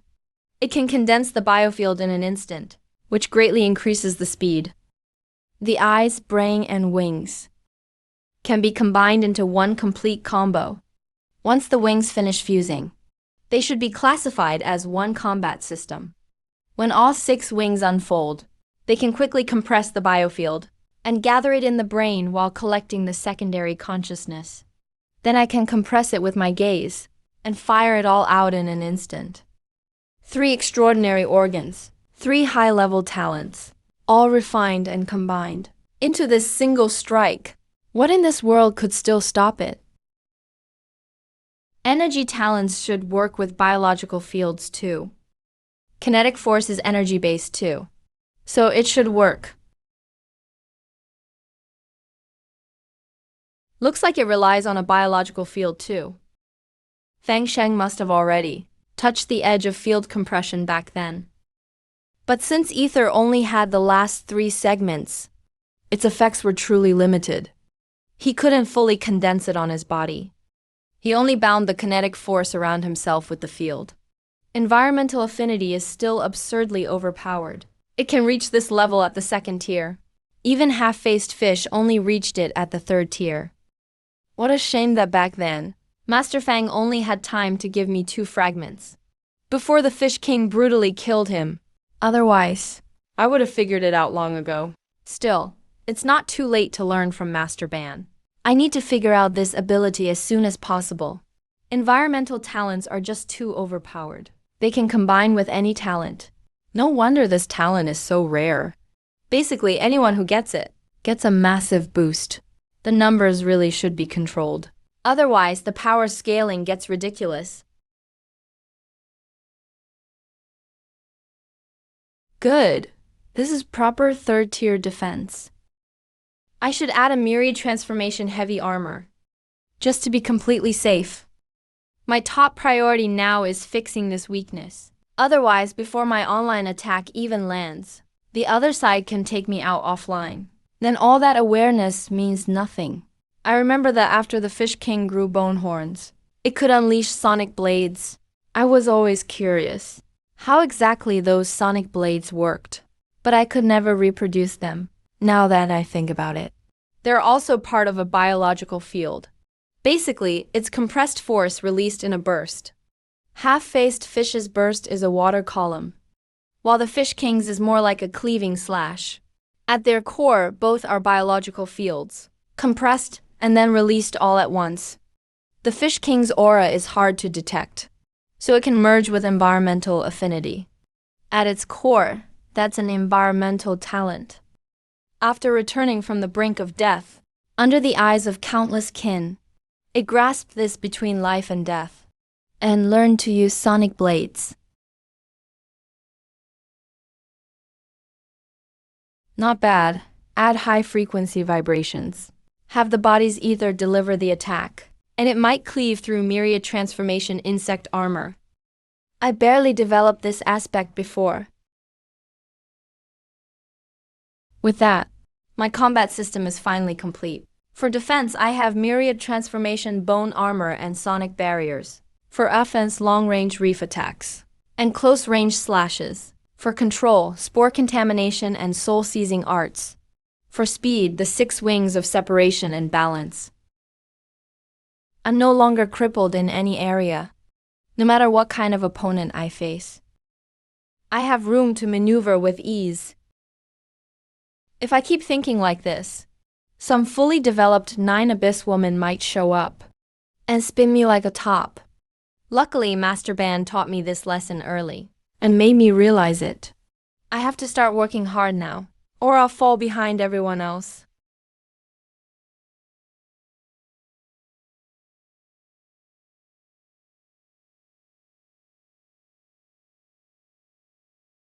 Must have true.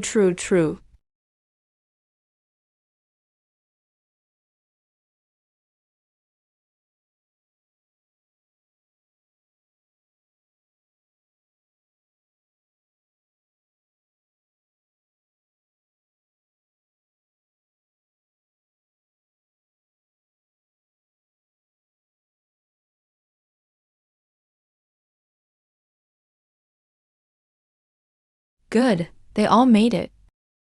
They got here earlier than expected. The gains from this trip are substantial. I evolved quite a few interesting structures. Nice. And crushed a pseudo third-tier expert. It has a nascent extraordinary organ. Though the grade isn't very good, that fits this guy's nature. The closer we get to the title center, the more pseudo-third and true third-tier beings there are. In that case, I can lead a team and go out specifically to hunt pseudo-third-tier experts. Maybe I can obtain an extraordinary organ every few months. That works perfectly since my next extraordinary organ still needs plenty of reference material. An extraordinary organ with 2 functions is harder than I expected. As things stand, the most viable plan is to condense a nascent extraordinary organ and give it field compression abilities. Talents can fuse, so similar extraordinary organs should fuse too. The fusion of the 6 wings of empty space and the wings of eternal balance already proved that. Then fuse the 2 nascent forms and create an unprecedented extraordinary organ. When my eyes are normally open, clear vision is passive. The more I focus, the clearer it gets. After closing my eyes, I can condense a biological field, then reopen them to unleash void flash. Based on half-faced fish's experience and my deductions, an extraordinary organ should be able to upgrade once after taking shape. This upgrade requires vast amounts of ether in a very long time. Once the upgrade is complete, the original talent should undergo a qualitative change and gain more uses on top of its foundation. The wings of balance only half upgraded from their original form, but a stronger extraordinary organ could complete the ascension of the all-seeing eye, purify the brain marrow, and fully master the biological field of the 6 wings of empty space. Looks like I need to go into seclusion for a while. I'll have my avatars handle things, but definitely not here. I can't stay in this area.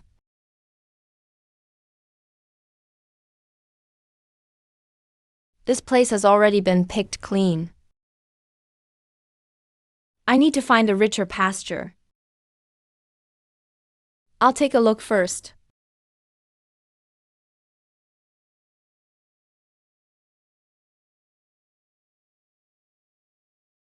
Maybe there's a black tide presence.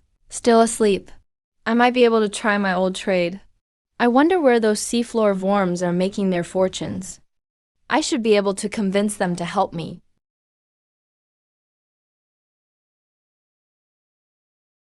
The ether concentration is good.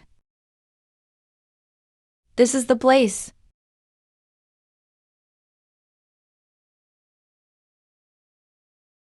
What is this thing? Did it crawl out of the black tide? Or is it just a genetic mutation? It came up.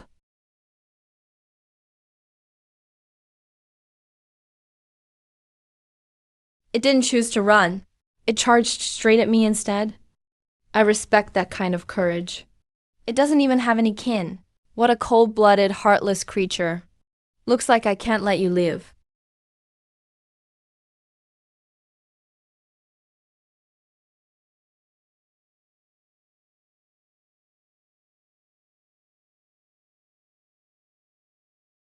It tastes a lot like Cambrian horseshoe crab. So it's descended from sea lions.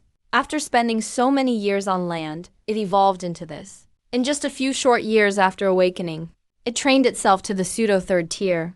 If only my little bay were this capable. A venom gland, huh? It seems to be an extraordinary organ from the directed mutation line. It can store multiple toxins. Thanks for taking such good care of my pot. I'll set up a Thanksgiving ceremony for you later. This phantom scorpion is incredibly delicious. Send it to Master Ban.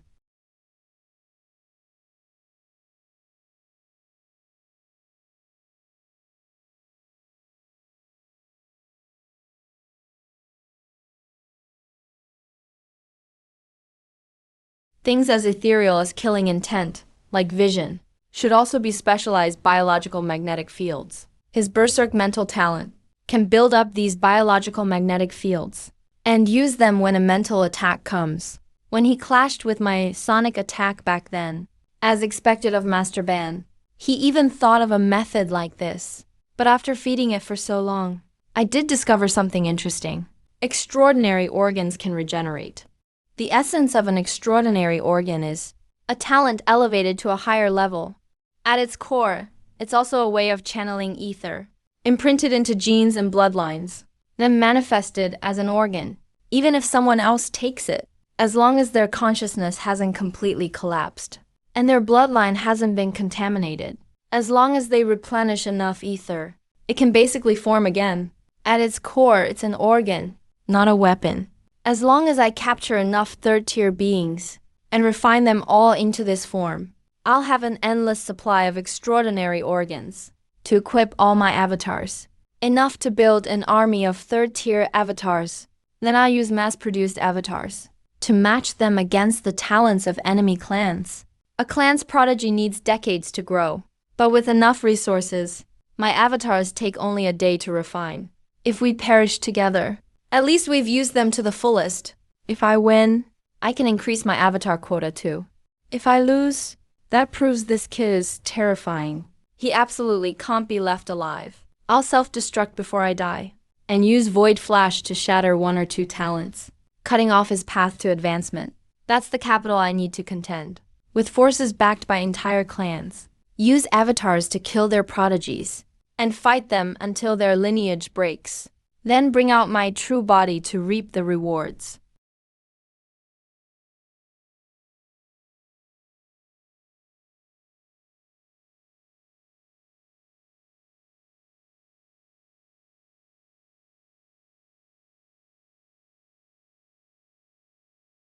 I'll have the collection team gather more test materials and help complete the data. If I only use second-tier beings for refinement, I'd be wasting Master Band's potential, and their bodies would become bloated, which would only hinder their combat ability. If I could use pseudo-third-tier beings or even true third-tier beings for refinement, then what I'd combine wouldn't be talents, but extraordinary organs, or even nascent extraordinary organs. Even 10 pseudo third-tier beings would beat refining over 100 second-tier ones. Whether it's 1,000 or 100, that should describe strength. It shouldn't be reduced to mere numbers. Over 1,000 pure Tier 3 forms cultivated. They can freely combine extraordinary organs, creating entirely new combat power. Stronger than half-teacher was in life. Nearly on par with an 8-talent Tier 3.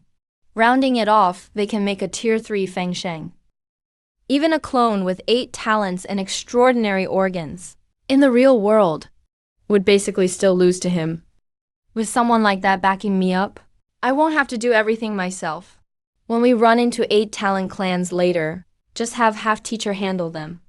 I'll just wait to collect the bodies. It's a critical time right now.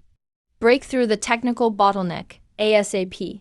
The 1 hour of construction time per month is suspended for now. It'll become comp time. As for when you can use that comp time, we'll deal with it later. That's all. If anything comes up, send a weekly report. You're in charge of going deep into the tidal core. While checking things out, hunt down other 7 and 8 talent beings. You'll get a full set of extraordinary organs to help with your mission. The black-tide genes in half-faced fish share the same origin as insects. Their bloodlines aren't that incompatible. And kinetic talents and thermal talents are both energy-based. If the bloodline isn't incompatible, and you have the related talent, once you fully understand the talent, even extraordinary organs you've taken can be reproduced. If that's the case, my mystic bone horns and refined brain marrow might be able to form again too. Don't leave yet. Wait until half-teacher forms the mystic bone armor. Then I'll put together another set of black bone horns for you. Then, at full strength, take little Spider home to visit family. They've worked here for so long. Their parents should at least know how they're doing. Better yet, bring their parents here to reunite. Keeping families apart like this makes me seem like some heartless villain. Oh, one more thing. If you can't find it, just optimize it away. Or toss it to the bug swarm. Call it their year-end bonus. Pseudo Tier 3 South are everywhere now. Let him take a break. Oh, and if you run into Vorms, recruit them for the job. Their personal wishes don't matter, as long as they meet the requirements. If recruitment fails, I'll talk to their ancestor after I come out of seclusion. You just need to pinpoint their location. I'll make them submit willingly. In a month, the second metamorphic insect armor should be ready. I should also be able to form a second black bone horn. The bloodline regression talent should be nearly developed by then. It can be used on the vassals. Then you can set off. For now, hunt around the outer region.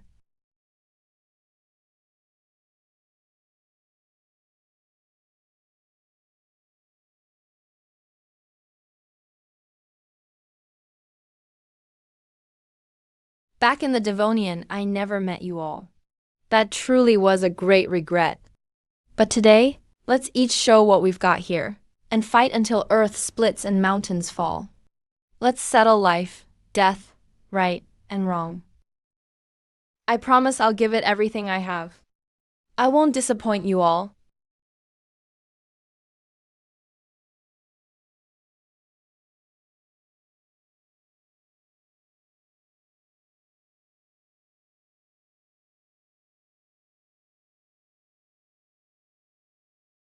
The Eye of Power is ready too. Everything is ready. Time to go. This was where the black tide ravaged the last era. And it's the center of the ether tide. Though times have changed, they may not be here. But the powerful beings on this continent will mostly gather here. With such careful preparation, it should be enough for a probe. The main goal of this trip is still to catch burrowing worms. Worm-related talents come in 2 types, parasitism and burrowing. First, parasitic worms. They're good at laying eggs on captured prey. Any predator that eats that prey gets infected, and the eggs of these parasitic worms can lie dormant for months or even years. By the time the prey notices, the eggs have basically hatched. They can eat the victim hollow in an instant. This bizarre, impossible to guard against method has trapped many inner sea clans. They never even saw their enemy, yet somehow got parasitized, and became breeding grounds for worms. A truly miserable death.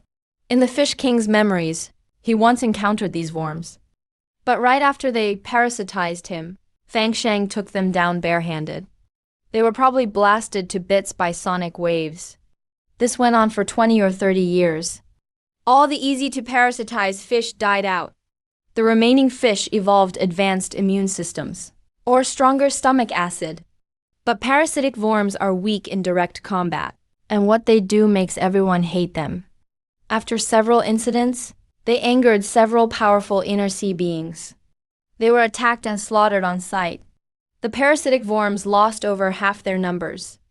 And parasitism grew harder and harder, so the clan declined. Before the final battle, they were farmed for experience by the Silver Scale King's followers. They died without even making a splash. This one is practically the ancestor of white tuna. They've been doing tomb raiding for ages. The acid of Fangshang's subordinate clans seems connected to burrowing worms. It's designed specifically for burrowing, to reduce resistance. Fangshang copied it from them. According to the shepherd's memories, in the mid to late era, burrowing worms were feared by many 6 and 7 talent beings for grave robbing. So they were besieged. Most of them were wiped out. They were forced to leave the inner sea. By the count, they came ashore, over 10 years before the lobe-finned fish. First parasitism, then grave robbing. They did too many rotten things.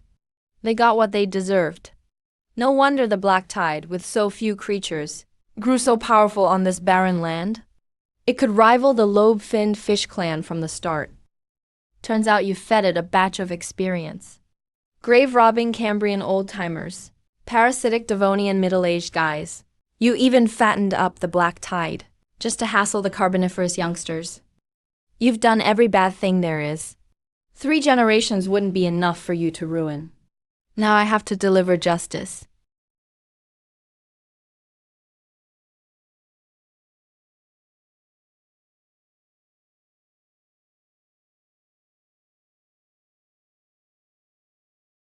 Burrowing worms, as the name suggests, are exceptionally skilled at burrowing.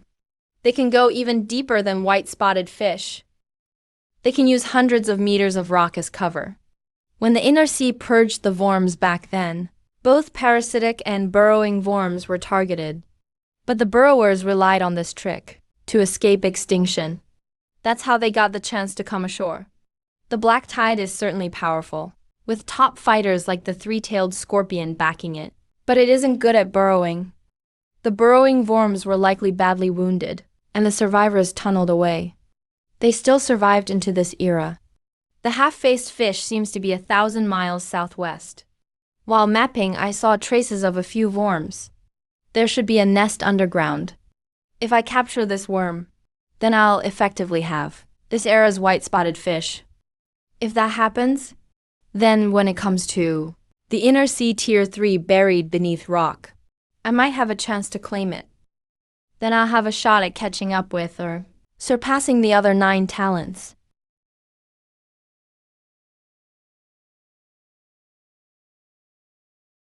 I should have trained my wings into extraordinary organs long ago.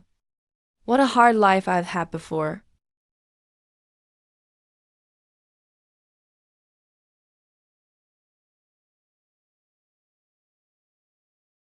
Yishi and Yida have all scattered. Teacher Ban was still too ruthless. He left no clues behind. The old method really is outdated. It's just too inefficient. Let's try a new method.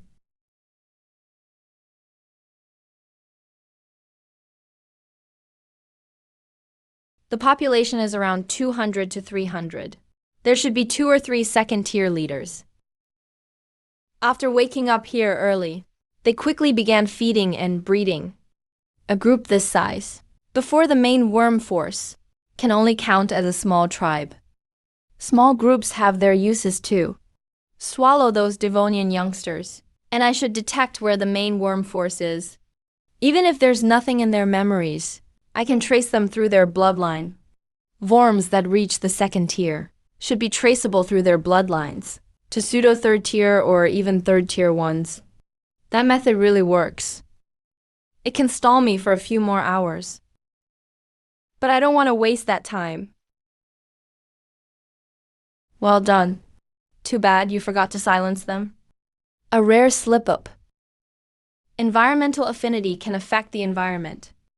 Then focus that effect in one spot and change how it works.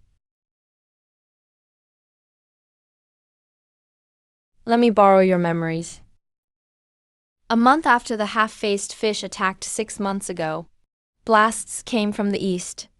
It seemed like a large group was moving together. I haven't seen any worms since then, thanks. Found them. So flashy. Anyone would think you ruled the inner sea. It'd be weird if no one found you.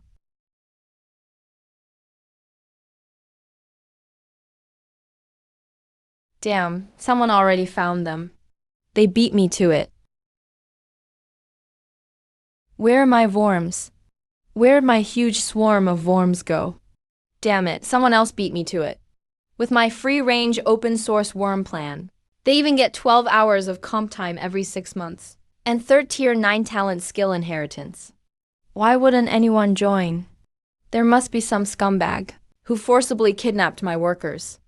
I will defend the worm's right to work. Something's off.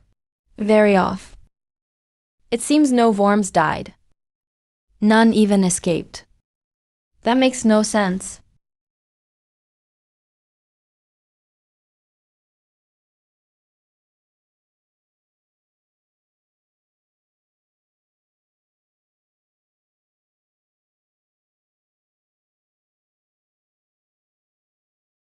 The worms didn't react to all that noise. It wasn't mind control at all, or any other complicated cause. They drilled through the rock too fast. So fast, even second-tier worms couldn't react. They drilled through 500 meters of rock in 2 or 3 seconds.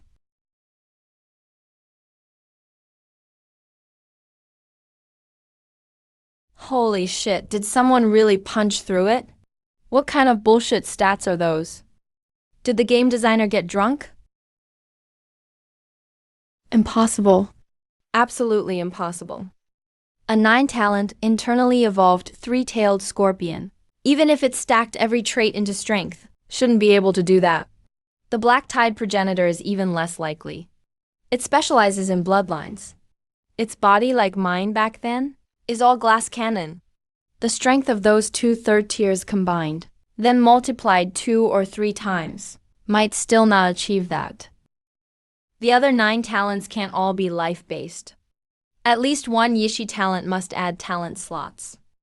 Even if the other 9 talents are specialized, they shouldn't be that extreme. It was probably a biological field that dampens vibrations. That's why there was no sound. With high-frequency vibrations, maybe they could grind rock to dust.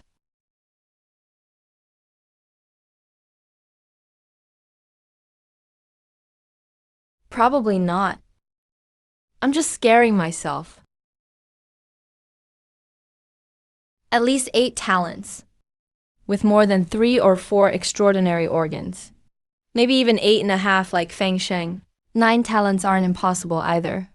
Looks like the third-tier KD they have knows its ecological niche well, at least from the Devonian.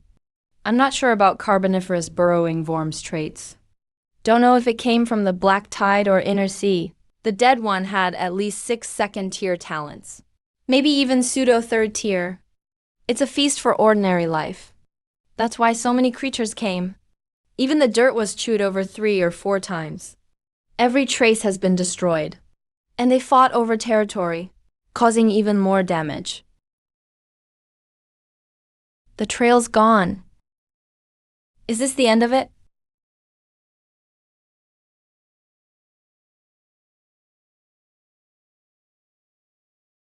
Juhu. The bloodline trace worked.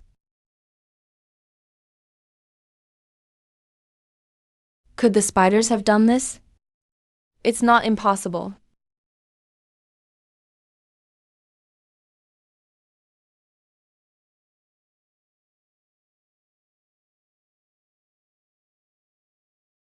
If it's a creature like that, then what we just saw makes sense.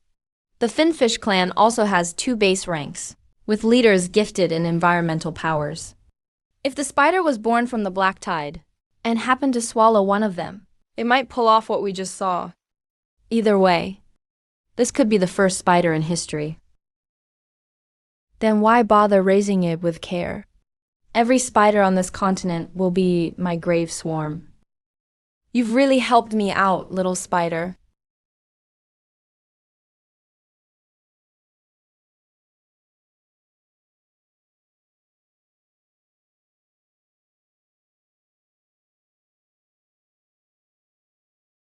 Come on, let's take you home to see your kin today.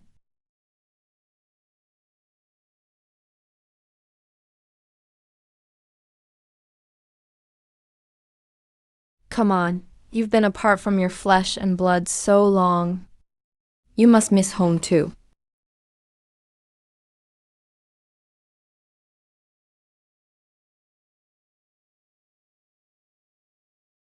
Lake spiders can even stay underwater. What the hell did the tech team make? The spider trace led back to a fish. One day off and Lou was way too kind. They keep making cheap junk.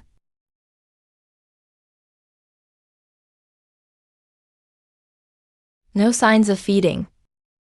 It looks like it crawled ashore on its own.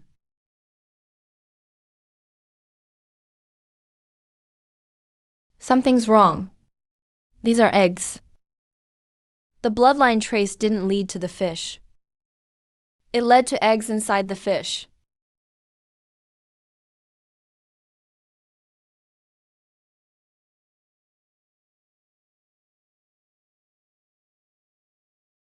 That's how the inland sea parasitic worms worked back then.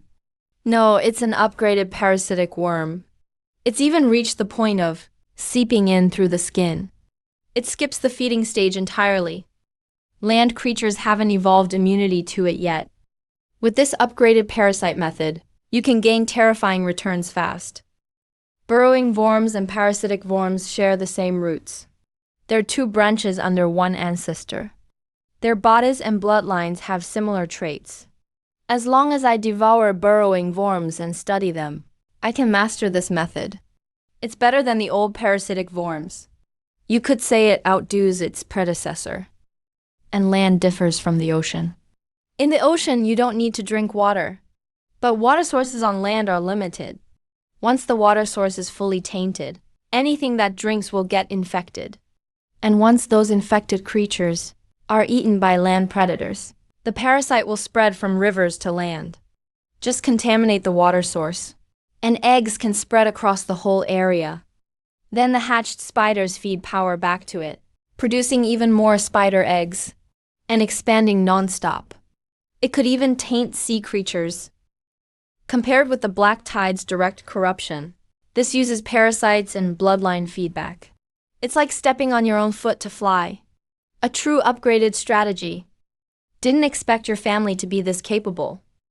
I thought parasites were outdated. Looks like parasites aren't outdated. Those useless venom bugs are. This also counts as lower level. They must have scattered spider eggs at the river's source. To scatter this many spider eggs, it'd take a giant swarm, at least tens of thousands. Conservatively, over 100,000. A swarm that big moving, can't leave no trace. Trace it back along the riverbank, and we should find their nest.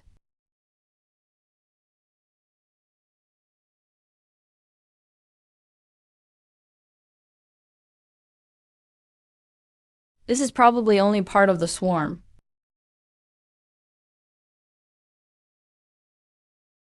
Like a queen in an ant colony, its main job is laying eggs. It may not even spin silk or use venom. With only this much fighting power, it couldn't survive at the heart of the tide. This must be a specialized unit. like how ants have soldiers and workers. This type of spider in the swarm is a parasite unit made to lay eggs in rivers. Then the other spider types must be nearby too. This many? Besides their impressive unit roles and specialized troops, their individual strength is formidable too. They have special units for strong foes. They can toss out pseudo-tier 3s like cards.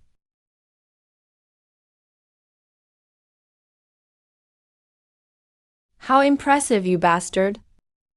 But if I devour it this time, these forces may serve me. What the hell? A way to mass-produce pseudo-tier 3s. It can take its own tier 2 offspring and force them up to pseudo-tier 3. Mass-producing high-tier combat support. One pull might even yield a supernatural organ. It's basically a card draw. Pull them out as references. With so many supernatural organs stacked, this thing probably has supernatural organs for teeth. It's more than just a carrying limit. This spider ancestor's supernatural organs number at least 7 or 8. With so many organs to study, their grade can't be low. I can't take it alone. Call in the hunting team and battle swarm. The tier 3s inside probably aren't. Just one. You hear?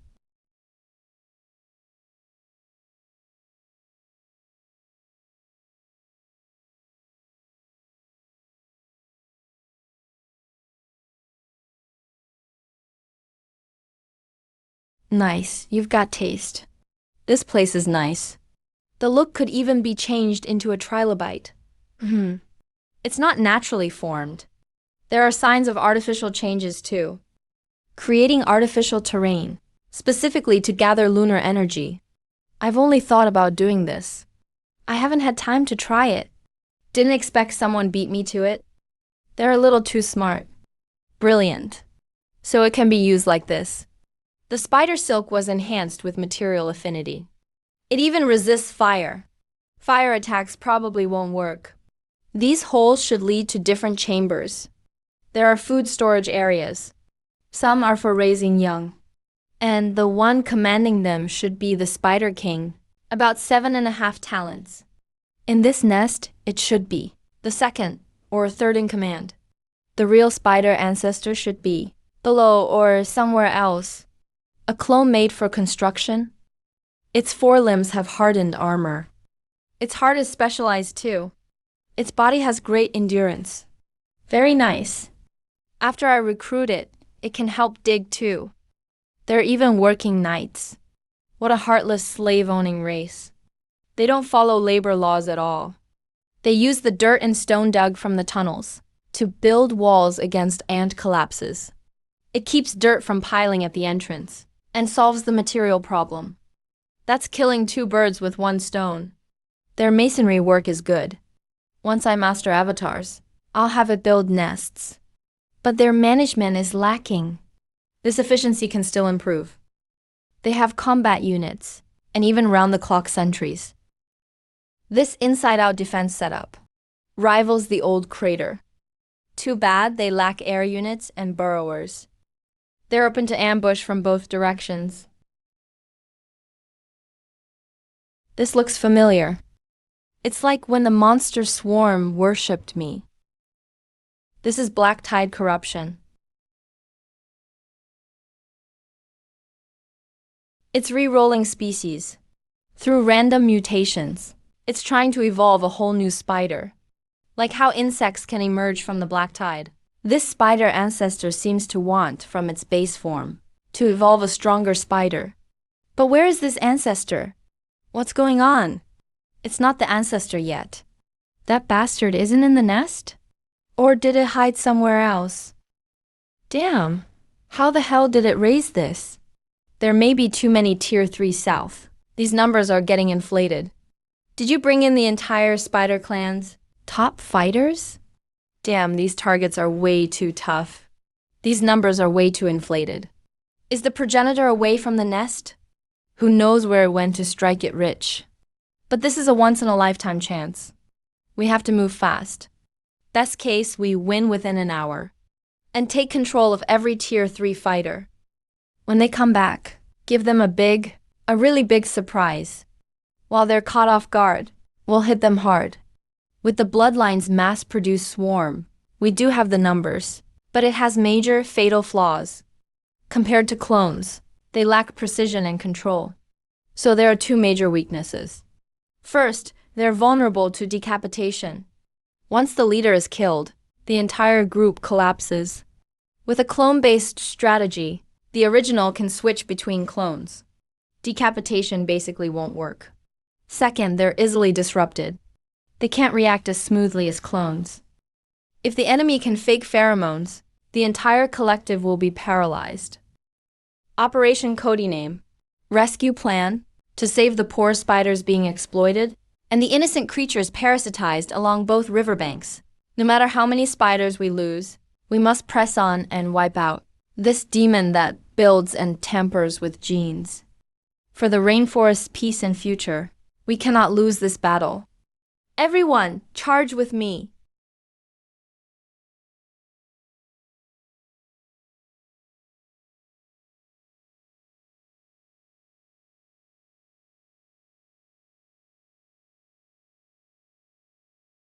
Strike at their most vulnerable moment.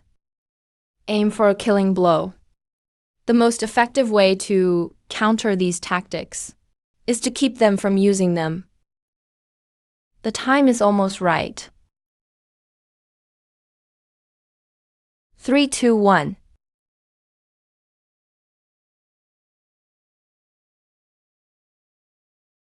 Why are there still 3 sections? Mobilize the combat swarms and monsters to intercept them. Let's see how tough this progenitor really is. Pass on my orders. Everyone, get ready. The rescue operation begins now.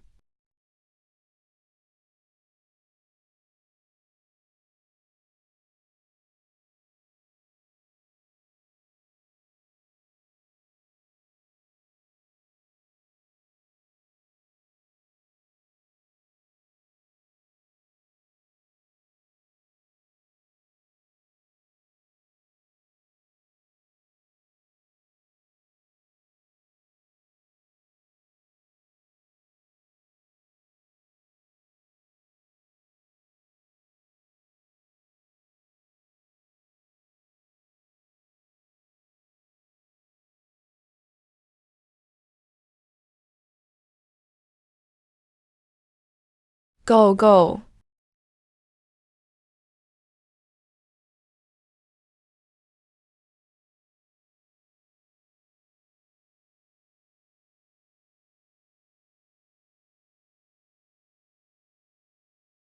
We absolutely can't split up.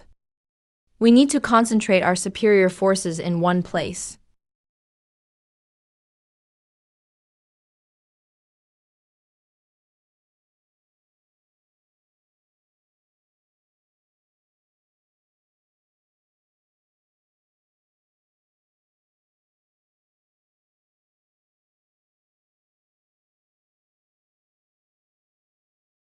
It only has 8 talents, and only 2 transcendental organs. Something's wrong. This thing isn't the spider progenitor. Then where is the progenitor?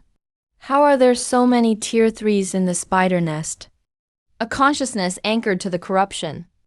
It's trying to force its influence on us. And that influence is coming from beneath us. The only thing that could do this is a powerful being born from the black tide. I thought those mass-produced pigs looked too similar. They all had the same talents. I figured they came from the same source. But now it seems they all came from one individual. It didn't hide itself with environmental abilities. It split its own power apart, creating bodies like clones, and scattered them throughout the tides. Right under Shen Yuan's nose.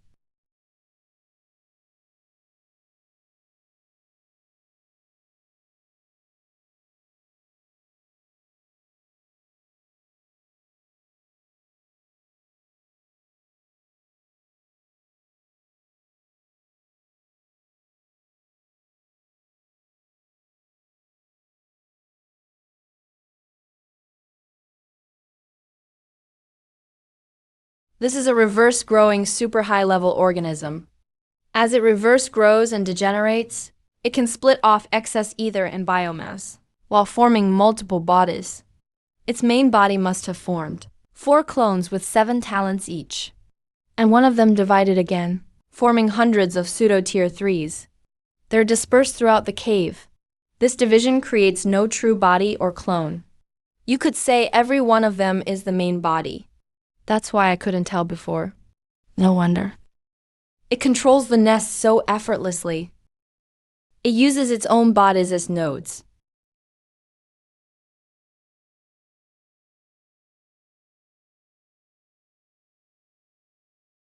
It has no real advantage in power. The myriad transformation insect armor may be a transcendental organ, but it can't take many direct hits. This thing has at least 4 life-type talents. Its physical functions are terrifying. A head-on fight won't favor me. And it has 7 transcendental organs.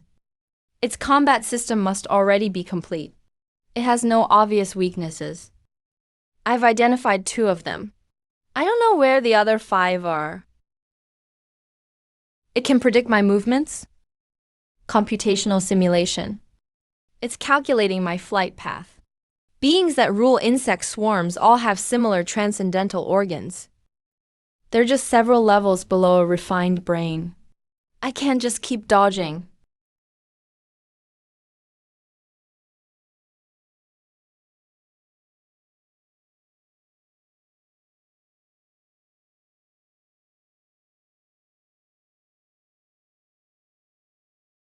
So this is reverse growth. This talent is basically meant to shrink the body and increase speed to adapt to different battles. You useless 6-winged dragonfly. What the hell did you develop? You misled me again. Fight me underground. The spider's pincers contain an extremely deadly toxin that can stop wounds from healing. It's not just a protein structure. It also fuses in other substances. And it doesn't consume aberrant energy. What kind of talent is this? Holy crap, it shares a health bar with its offspring. What kind of god-awful freak is this? It can even transfer damage to the little ones. A bloodline talent. It uses a bloodline link to forcibly drain its offspring's life force and heal itself. Unless I kill it in one hit. There are 30 or 40,000 spiders in this cave. Even 50 or 60 magma beams couldn't kill it. And this thing still has several unused talents. I need to buy time. Until I get the next transcendental organ. I can't fight it here. I need to find a way out of the nest, somewhere without spiders. Otherwise, its health bar is way too thick. This force release organ can spread incoming force throughout the body, like an egg. Without the right physical attack, no matter how much I hit it, I'm just farming kills. I have to get the Spider King's weapon.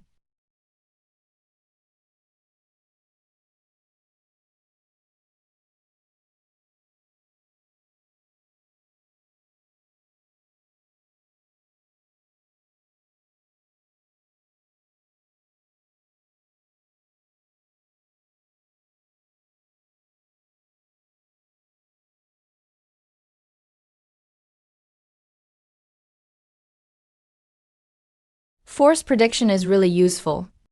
Thanks for the tip.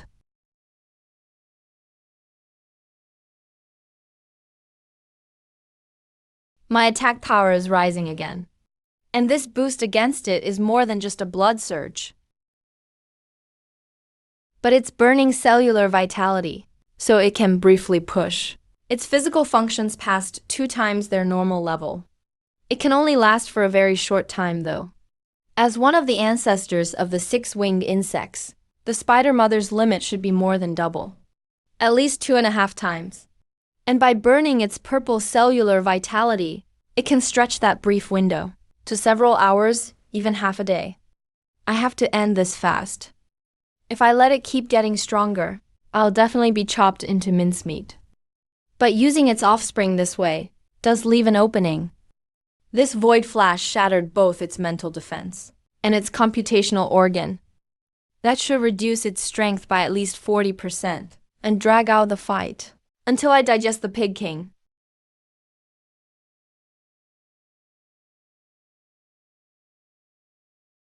What the hell is this thing? Is it a black-tide progenitor, or does this thing have another consciousness behind it? Then I can't use Void Flash right now. At this level, Void Flash does more than shatter defenses. Only if I catch it off guard. That would be wasting my killing move on a clone or a lesser creature. I'd lose the initiative in the real fight. I should save this move for later. My trump card, the consciousness attack, is unusable. So I have to beat it in the real world? But who says I can't fight it this way? Whether it's distributing power or predicting moves, I can do it better than you. Hundreds of them at once. Charge and crush.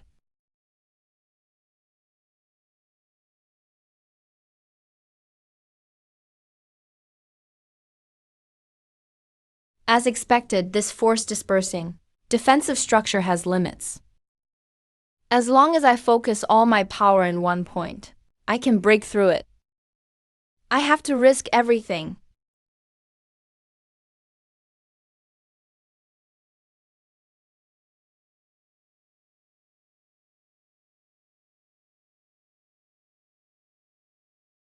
But it absorbed all the increasing kinetic energy.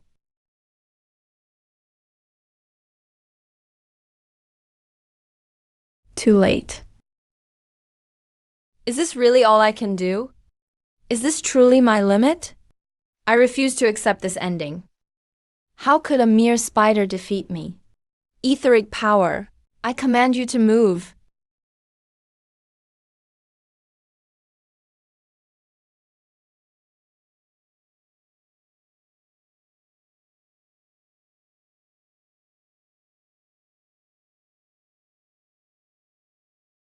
I knew it.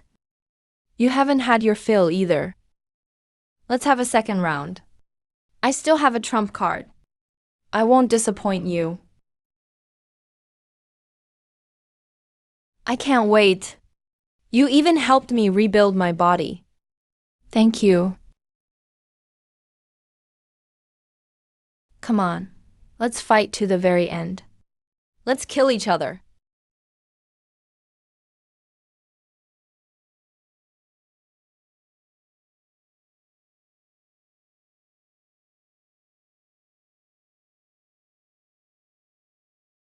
The best defense is offense. An all-out attack, no matter the cost. Faster, faster, even faster. Now that's satisfying. Again, Fine, try this.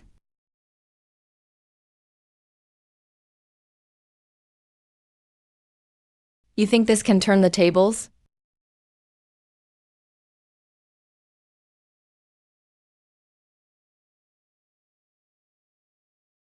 As expected, you were waiting for this too. Give it everything you've got. Let's settle this. You're good with slashes. Then I'll defeat you with a slash. Feel their anger. Domain expansion. 1,000 pearls, 10,000 blades.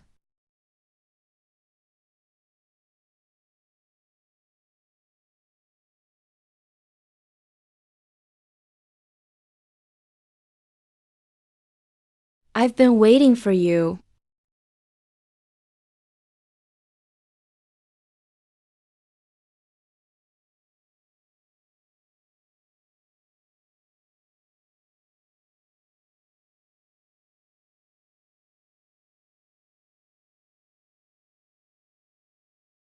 That was impressive. Now try this. You vile monster! You're abandoning your minions and running. Its consciousness seems to be made up of countless individual minds. It's impossibly vast. Void Flash seems limited against such wide area damage. If I run into it again, I'll need another method. But what exactly is this thing? This is consciousness death. That's exactly what Void Flash does. Holy crap, the hive mind came out too. A juvenile tyrannid? Or some other crazy mess? If the spider mother is really taken away by it, it might be brainwashed and assimilated. becoming part of that twisted consciousness. Still, luckily, the rescue came in time. What a shame. Its condition wasn't preserved very well.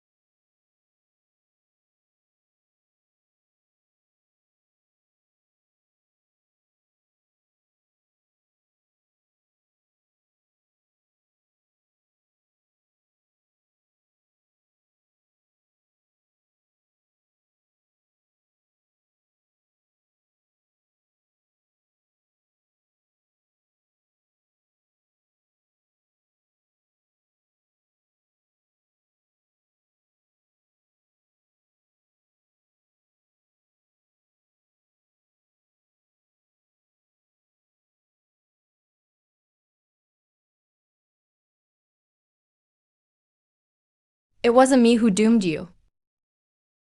It was grandmother's selfishness that doomed you. If we digest them all, at least the heavenly abode will. The mothers still need to be refined into puppets. Devour the clones he formed during the third stage. Maybe after the case. Once time dissolves it, we can reach the eighth half stage. Back then, the immortal hand had 100 layers. It had already completed the eighth stage. It's already far beyond the spider-level extension from before. The three realms cannot be disturbed lightly. The nest is basically run by a single faction. But compared with the so-called lightning, even 10 consecutive positions aren't enough. We need to think of another way. If we eat them like this, it would be a waste. Keep them locked up below and feed them. Wait until they break through to the third stage. Then use them to harvest extraordinary organs. Besides these two, there's also one with 8 talents at the second stage. If the 8-talented one breaks through to the third stage, the harvest might be even greater. Let it grow freely for a while. Then the 8 heavenly abodes. This kid is terrifying. He absolutely cannot be allowed to live. We must use overwhelming force and wipe him out completely. That guy is yours. Forget about the extraordinary organs. Just use him as a snack. Don't outsource it. Handle it yourself. Don't give him a chance to break through mid-battle. Don't worry about bullying someone weaker. Go up and ambush him directly. If you can escape this, then you truly are the child of destiny. Then I'll have to make the trip myself. The nest has sounded the alarm. Don't bring armored troops. The ordinary individuals can be turned into biological storage vessels. Use thermal energy to get them moving. As for the remaining hundreds at the second stage, give 60% to the 3 insect clans. Give the other 40% to the monster insect swarm. They worked hard in this battle. Oh, and the spiders from the Ring Mountains. Give them all to the monster insect swarm too. We aren't short on spiders anymore. Let this bunch of useless trash provide some value. Just turn the Crescent Lake area into a trap. Handle it the same way as the Ring Mountains. Move the main force over here. Bring the experiment team over. The capture plan must continue. Set up a surveillance team. Any spider with 6 talents or more, after spore infection, must be assigned a clone for one-on-one monitoring. Don't let a single one slip out of control. The previous harvest was only an appetizer after seeing the menu. The real prize is still ahead in the fighting.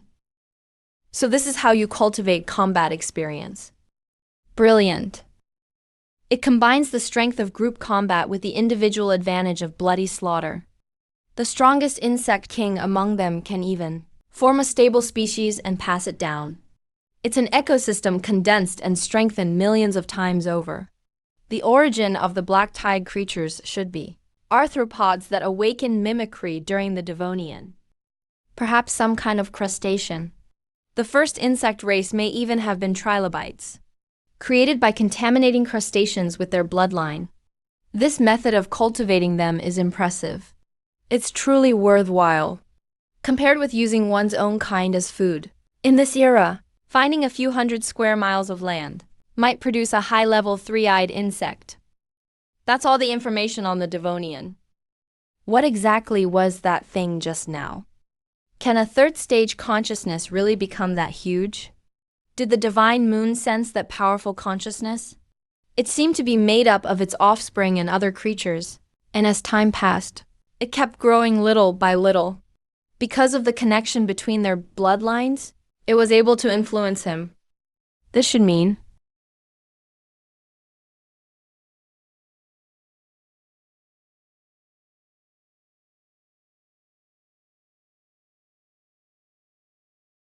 that the insect race's bloodline and consciousness naturally converge. And bloodline similarity is really genetic similarity. That makes their bodies barely reject one another, and makes it easier to link their consciousnesses. A spider's consciousness can switch to any insect. The other races probably can't do that. And the countless insects dispersed, broad, consciousness, through these links, eventually condensed into a unified whole. After condensing, it even began moving toward the embryonic form of a consciousness. That immense consciousness should be the origin of all bloodlines. It possesses an unimaginable instinct. Even a third-stage being couldn't bear it.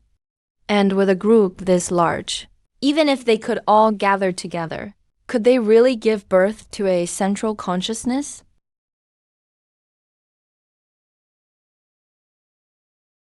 What kind of subspace is this? Lose a fight and just escape, then come back in another body? That's a little too sinister. So I wasn't fighting the Black Tide's leader, but the system it uses to resurrect itself? Or the subspace created by the insect race itself? Looking at it this way, the enemy has more than the swarm's ability to mass-produce soldiers. Damn, is this still Earth? Where the hell did you bring me? Could this really be prehistoric Terra? To stop its resurrection, we can't force our way through. We need to think of another method. This act is basically like throwing a nuclear weapon into the sea to stop a hooked fish from swimming back. The sea boils on the surface, and half the fish gets blown apart. It isn't just the fish that would curse us. The ocean itself would probably curse us too. If the swarm consciousness had intelligence, it would probably be here arguing with me by now. If I refine it into an avatar, with the strength of my own consciousness, could I control this enormous consciousness, and thereby control billions of insects? Trilobites are insects too. Restoring the glory of the insect race is our sacred duty. To be perfectly honest, I've actually been an insect for a long time. I'm a true insect born in the ocean. I can love insects too. I can join the insect race too. I can even use bullets. At lower power levels, it's called swarm division. At the next level, it's called ocean conquest. It hasn't reached a complete consciousness yet. It's still at the earliest embryonic stage. What it provides is computing power, not conquest. It shouldn't be called swarm consciousness. Following the spirit of insect studies, swarm network is a more accurate name.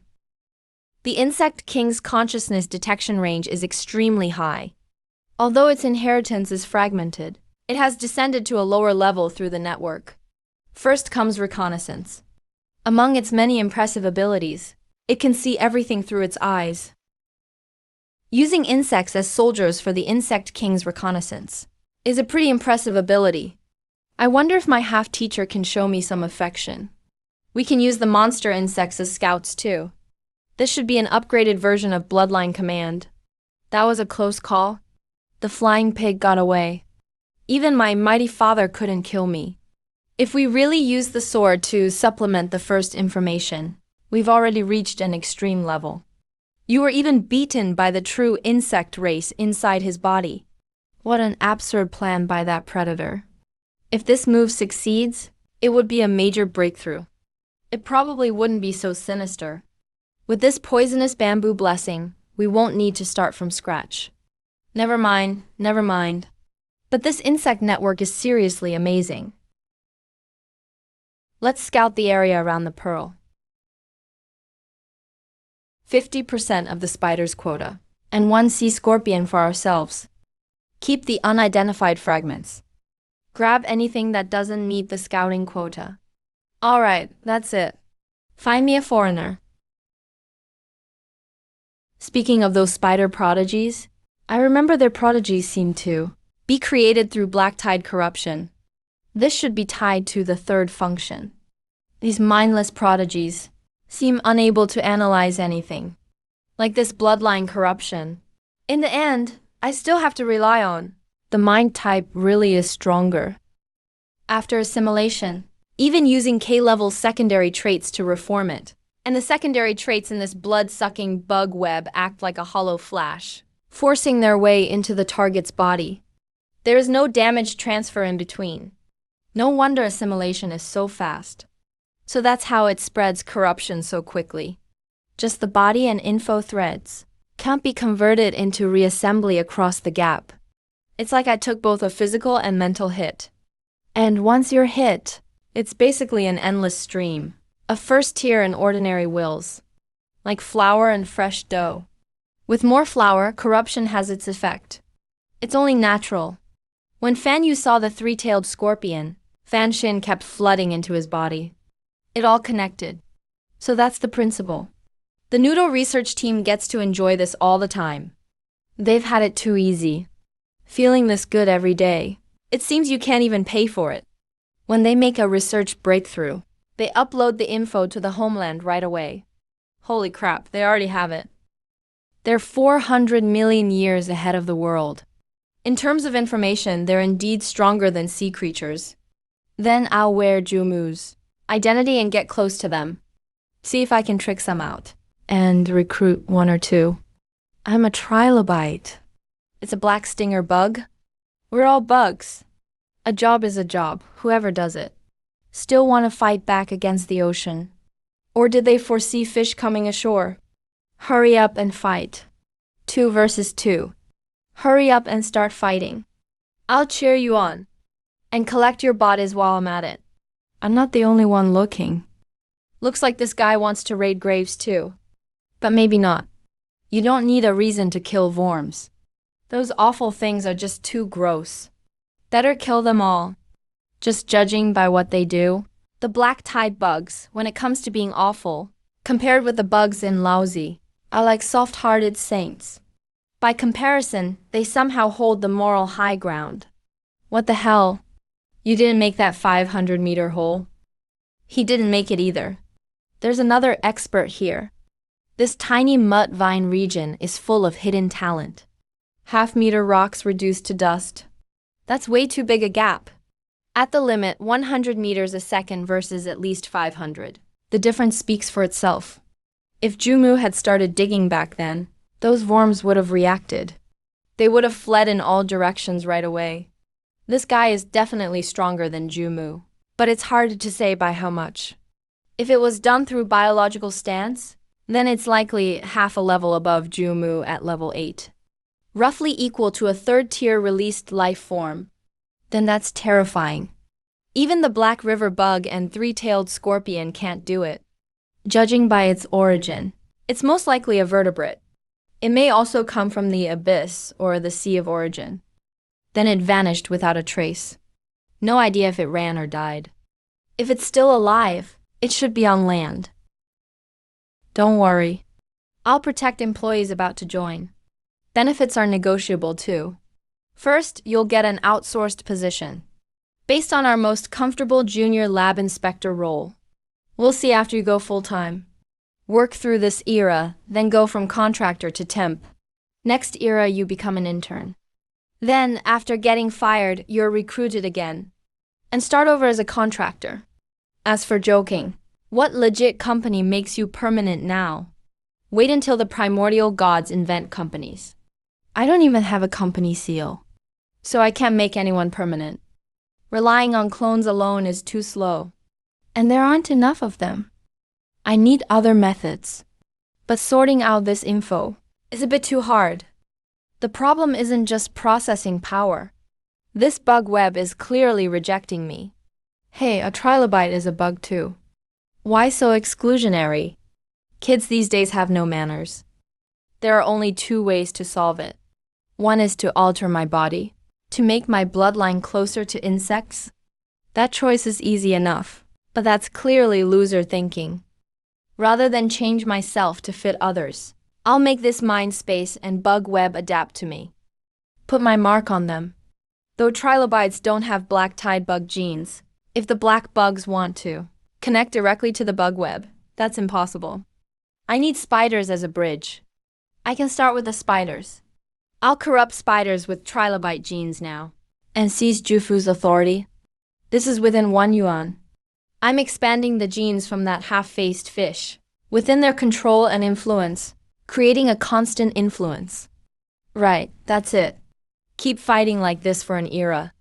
As one side rises and the other falls, I'll see whether this bug web belongs to Hay or Lin. That black bug has good stuff but won't share. No open source spirit at all. As a senior, I need to raise his awareness. First, let's see how to open source it. Sadly, aside from a mind collective and fused bloodline talents, I don't have a clear bloodline. Then again, someone born in the triple realm playing bloodlines in Nidden Cambrian. If they could really pull it off, I wouldn't have to carry the load. Heaven envies talent. It'd be great if you were still alive. Then I assign Jumu to be your assistant. I could even give you the company representative spot. Why did the Fish King have to kill you? What a loss for land creatures. But it doesn't matter. I'll carry on your legacy. Bloodline filaments are easiest to fake as talents. Good, send a few spiders down. They're very thorough. Start from low to high. Can't handle it? There clearly isn't a secondary consciousness. I didn't even inject ether. Looks like the bloodline itself is too strong. Normal spiders can't bear it. Looks like bloodline corruption can't infect just anything. The host needs a certain level of strength too. If I had to put it simply, this counts as turning them into my followers. I wonder whether their offspring can inherit acid blood. If they mate with other spiders, will they give birth to acid-blooded spiders? If so, control will be even easier. Then controlling the spider brood won't be so much trouble. Replace every node with acid-blood spiders. Then take control directly. Assimilate all noble spiders into breeders. Have every viable spider breed switch species. These acid crab spiders or shark bugs, this bug species is nothing compared to it. The spider clan is still like ants. Want me to fund this war faction? But throw in the energy-based version. The life of spirit-feeding bugs. We need some fine hands. The insect clan is the same. In the 10th year, consider letting 4 show up. Always call it immortal. If we expand the dependence and race to insects, then whenever its tide arrives, the whole domain gets a lion's bloodline replenishment. It's like having unlimited insurance. Future eras can awaken in the early to mid-game. Even without joining the era war, still, black sting bugs are a real pain. Swallow the accumulation of the flesh fish clan. After advancing to the 9 heavens talisman, plus bloodline feedback, its current strength, and the current 3-tail mountain bloodline, charged toward the crafting gang.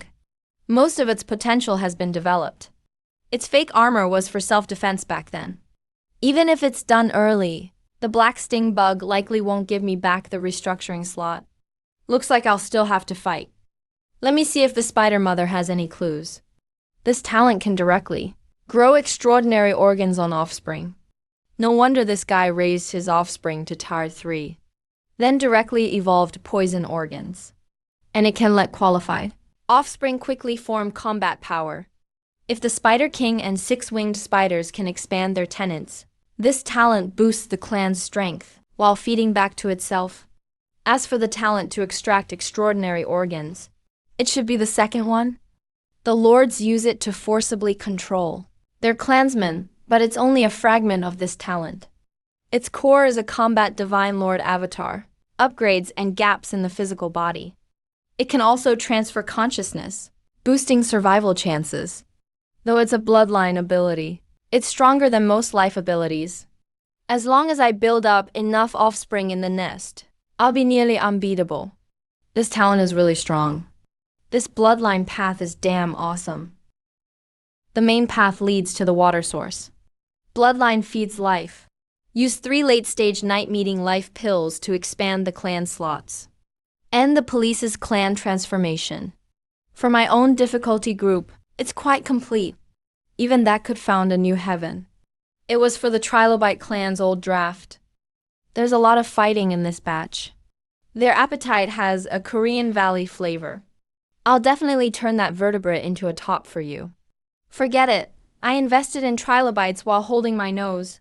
Expecting others to invest is aiming too high. Reverse micro-applause combat can reduce. That sells bodily functions. But the back village is its total resurrection anchor, at an unknown value. Or let right mountain field fly in robes to restore life. Let my executive unit reach an agile state. And when entering deep reporting, it can be copied as 0. That should be the move. I was wondering how this guy, with such low computing power, has neural reactions no worse than mine. So he has a special talent. He even formed an extraordinary organ. This one's nice. After wearing it, combat power rises another 20 to 30%. It's compatible with almost any avatar. Hey, those 2 life abilities can be kicked out. Replace them with something else. The strongest release is 8.5 paths. It should still be able to use half a talent. At 8.5 paths, it's only average. Maybe even below average. Let's check the time. These 8.5 paths should be awake too. The crust can't trap them much longer. Hope. Silver Scale killed them all back then. Otherwise, there will be a second battle for the inner sea. But what does that have to do with me in the outer sea? As long as it doesn't stop me from raising and slaughtering pigs. Fight, however you want. I'll just lie low and farm some XP. Good luck, you guys. Let those with extraordinary organ prototypes nourish them with their bodies first. Wait until they mature. Let's look at these extraordinary organs first. This one does make up for my lack of physical attack. It's definitely getting equipped. Then the refined brain marrow's computing power may rise again. My prediction ability will go up another level. Add defense first too. Roll every modifier I can. It may come in handy someday. I've already seen the other 2 poison lines. They can secrete more venom to raise my poison resistance. There's also a metamorphosis for dispersing force. Bug armor can achieve the same effect. Only the last one remains. Just as I guessed. Though bloodline tracing can extract life force, it's basically the same as death. Even I need to devour another tier 3 to revive. This guy only sacrifices his offspring. He revives without paying anything himself. The main body pays the price. So this extraordinary organ is what it relies on. Only one of these has an existence limit. It needs to be developed again. Based on the research team's thinking, later tier 3 advancement may be tied to the capacity limit of organ slots. Feels like the designer set me up. With enough time, I might make something like Feng Sheng did. 1,000 sales or 10,000 sales, some wild idea. Though I haven't explored for long, the teacher's help made up for that. Besides that, the avatars also played a role. For example, build talents on connected organs, with scarce interpretive talents. Beyond manifestations of living essence, life itself splits into 2 directions. The second is the deep sea. For example, find a way through organ suppression. It's a process without much difference. No matter how strong the second type of organ development is, it can't increase organ capacity. And only one thing can increase capacity: ether strength. The higher the ether strength, the more extraordinary organs it can hold. And to raise ether strength, the easiest way is to keep devouring. Or find a place where ether has pooled, and draw from it non-stop. Talent development is technique. Extraordinary organs are skills. Ether strength is the base stat. It's the groundwork for advancing to tier 4. Its limit should equal the number of talent slots.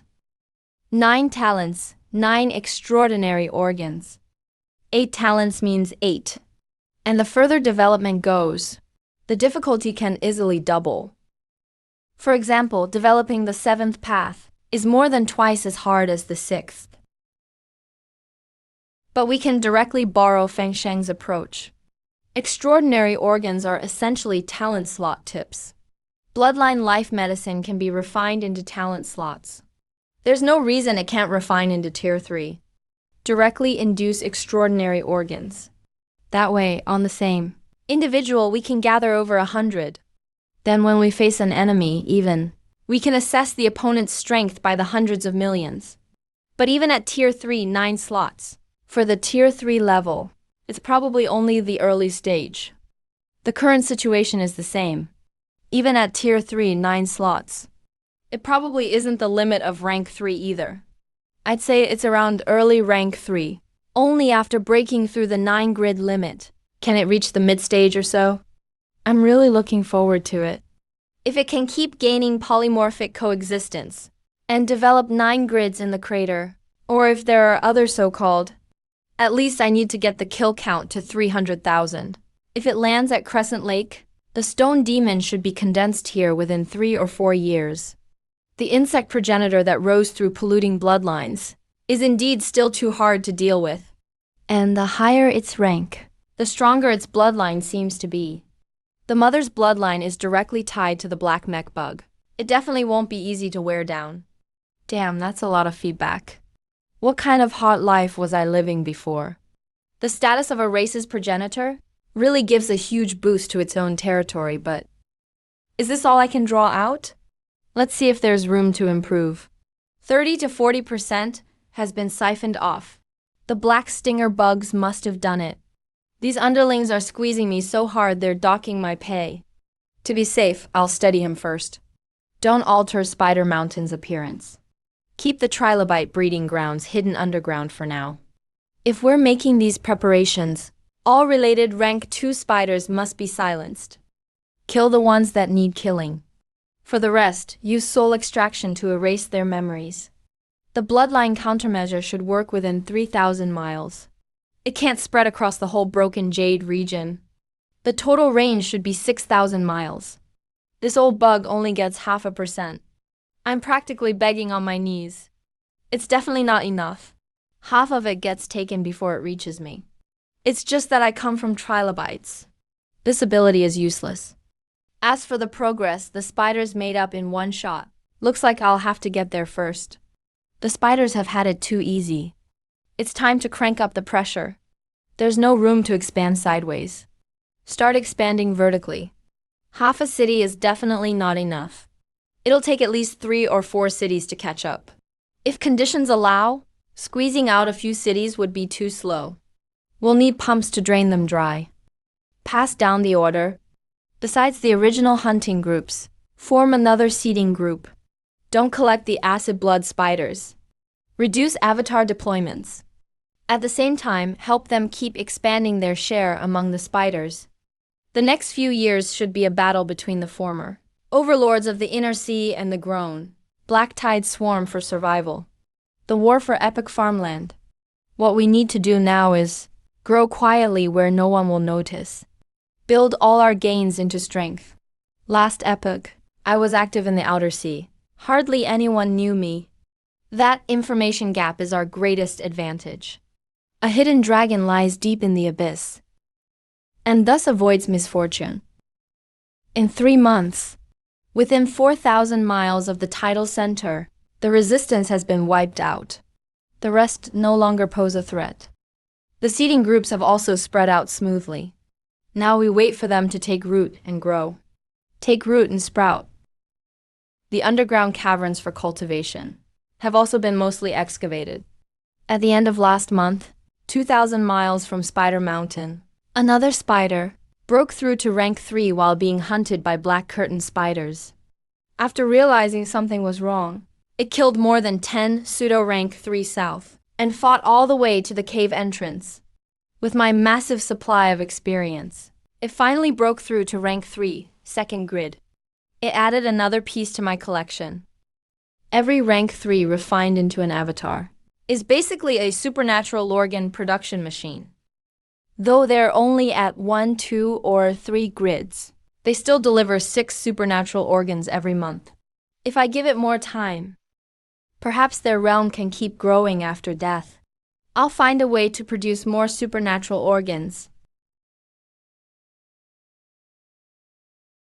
That's about enough. This should be enough for a trial ground. All preparations are complete. A small ecosystem has already formed. It's time for this round's main character to enter. As the bloodline and contamination activate, while retaining the bloodline's original traits, it begins to mutate uncontrollably and forcibly fuse with other life.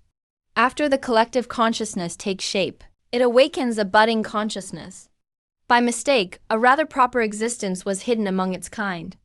Back then, the 3 immortals were likely tied to the underlying tier. With my 9 talents, my bloodline level should be one of this world's peaks. To bear this power, I need a body strong enough. Relying on one race alone will only lead to stagnation. Let's add something extra for them. The Trilobite's original setup is too weak. We have to break the insect race apart.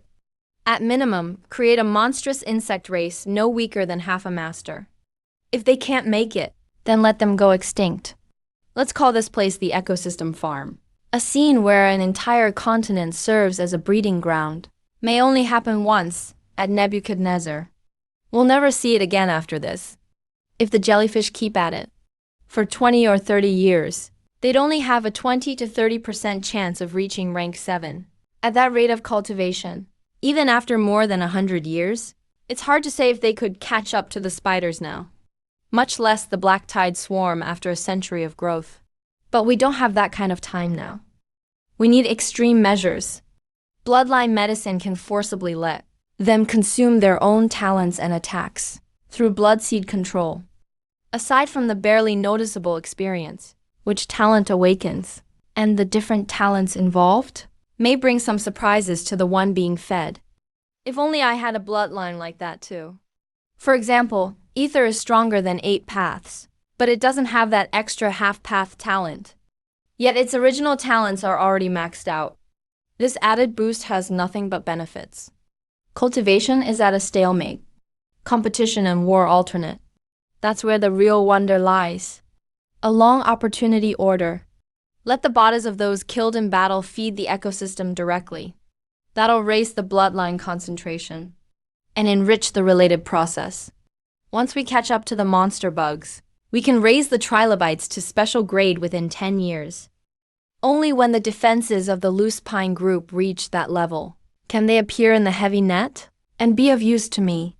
All preparations must be complete before the epic transition war. What? The new tidal zone shows signs of large-scale revival.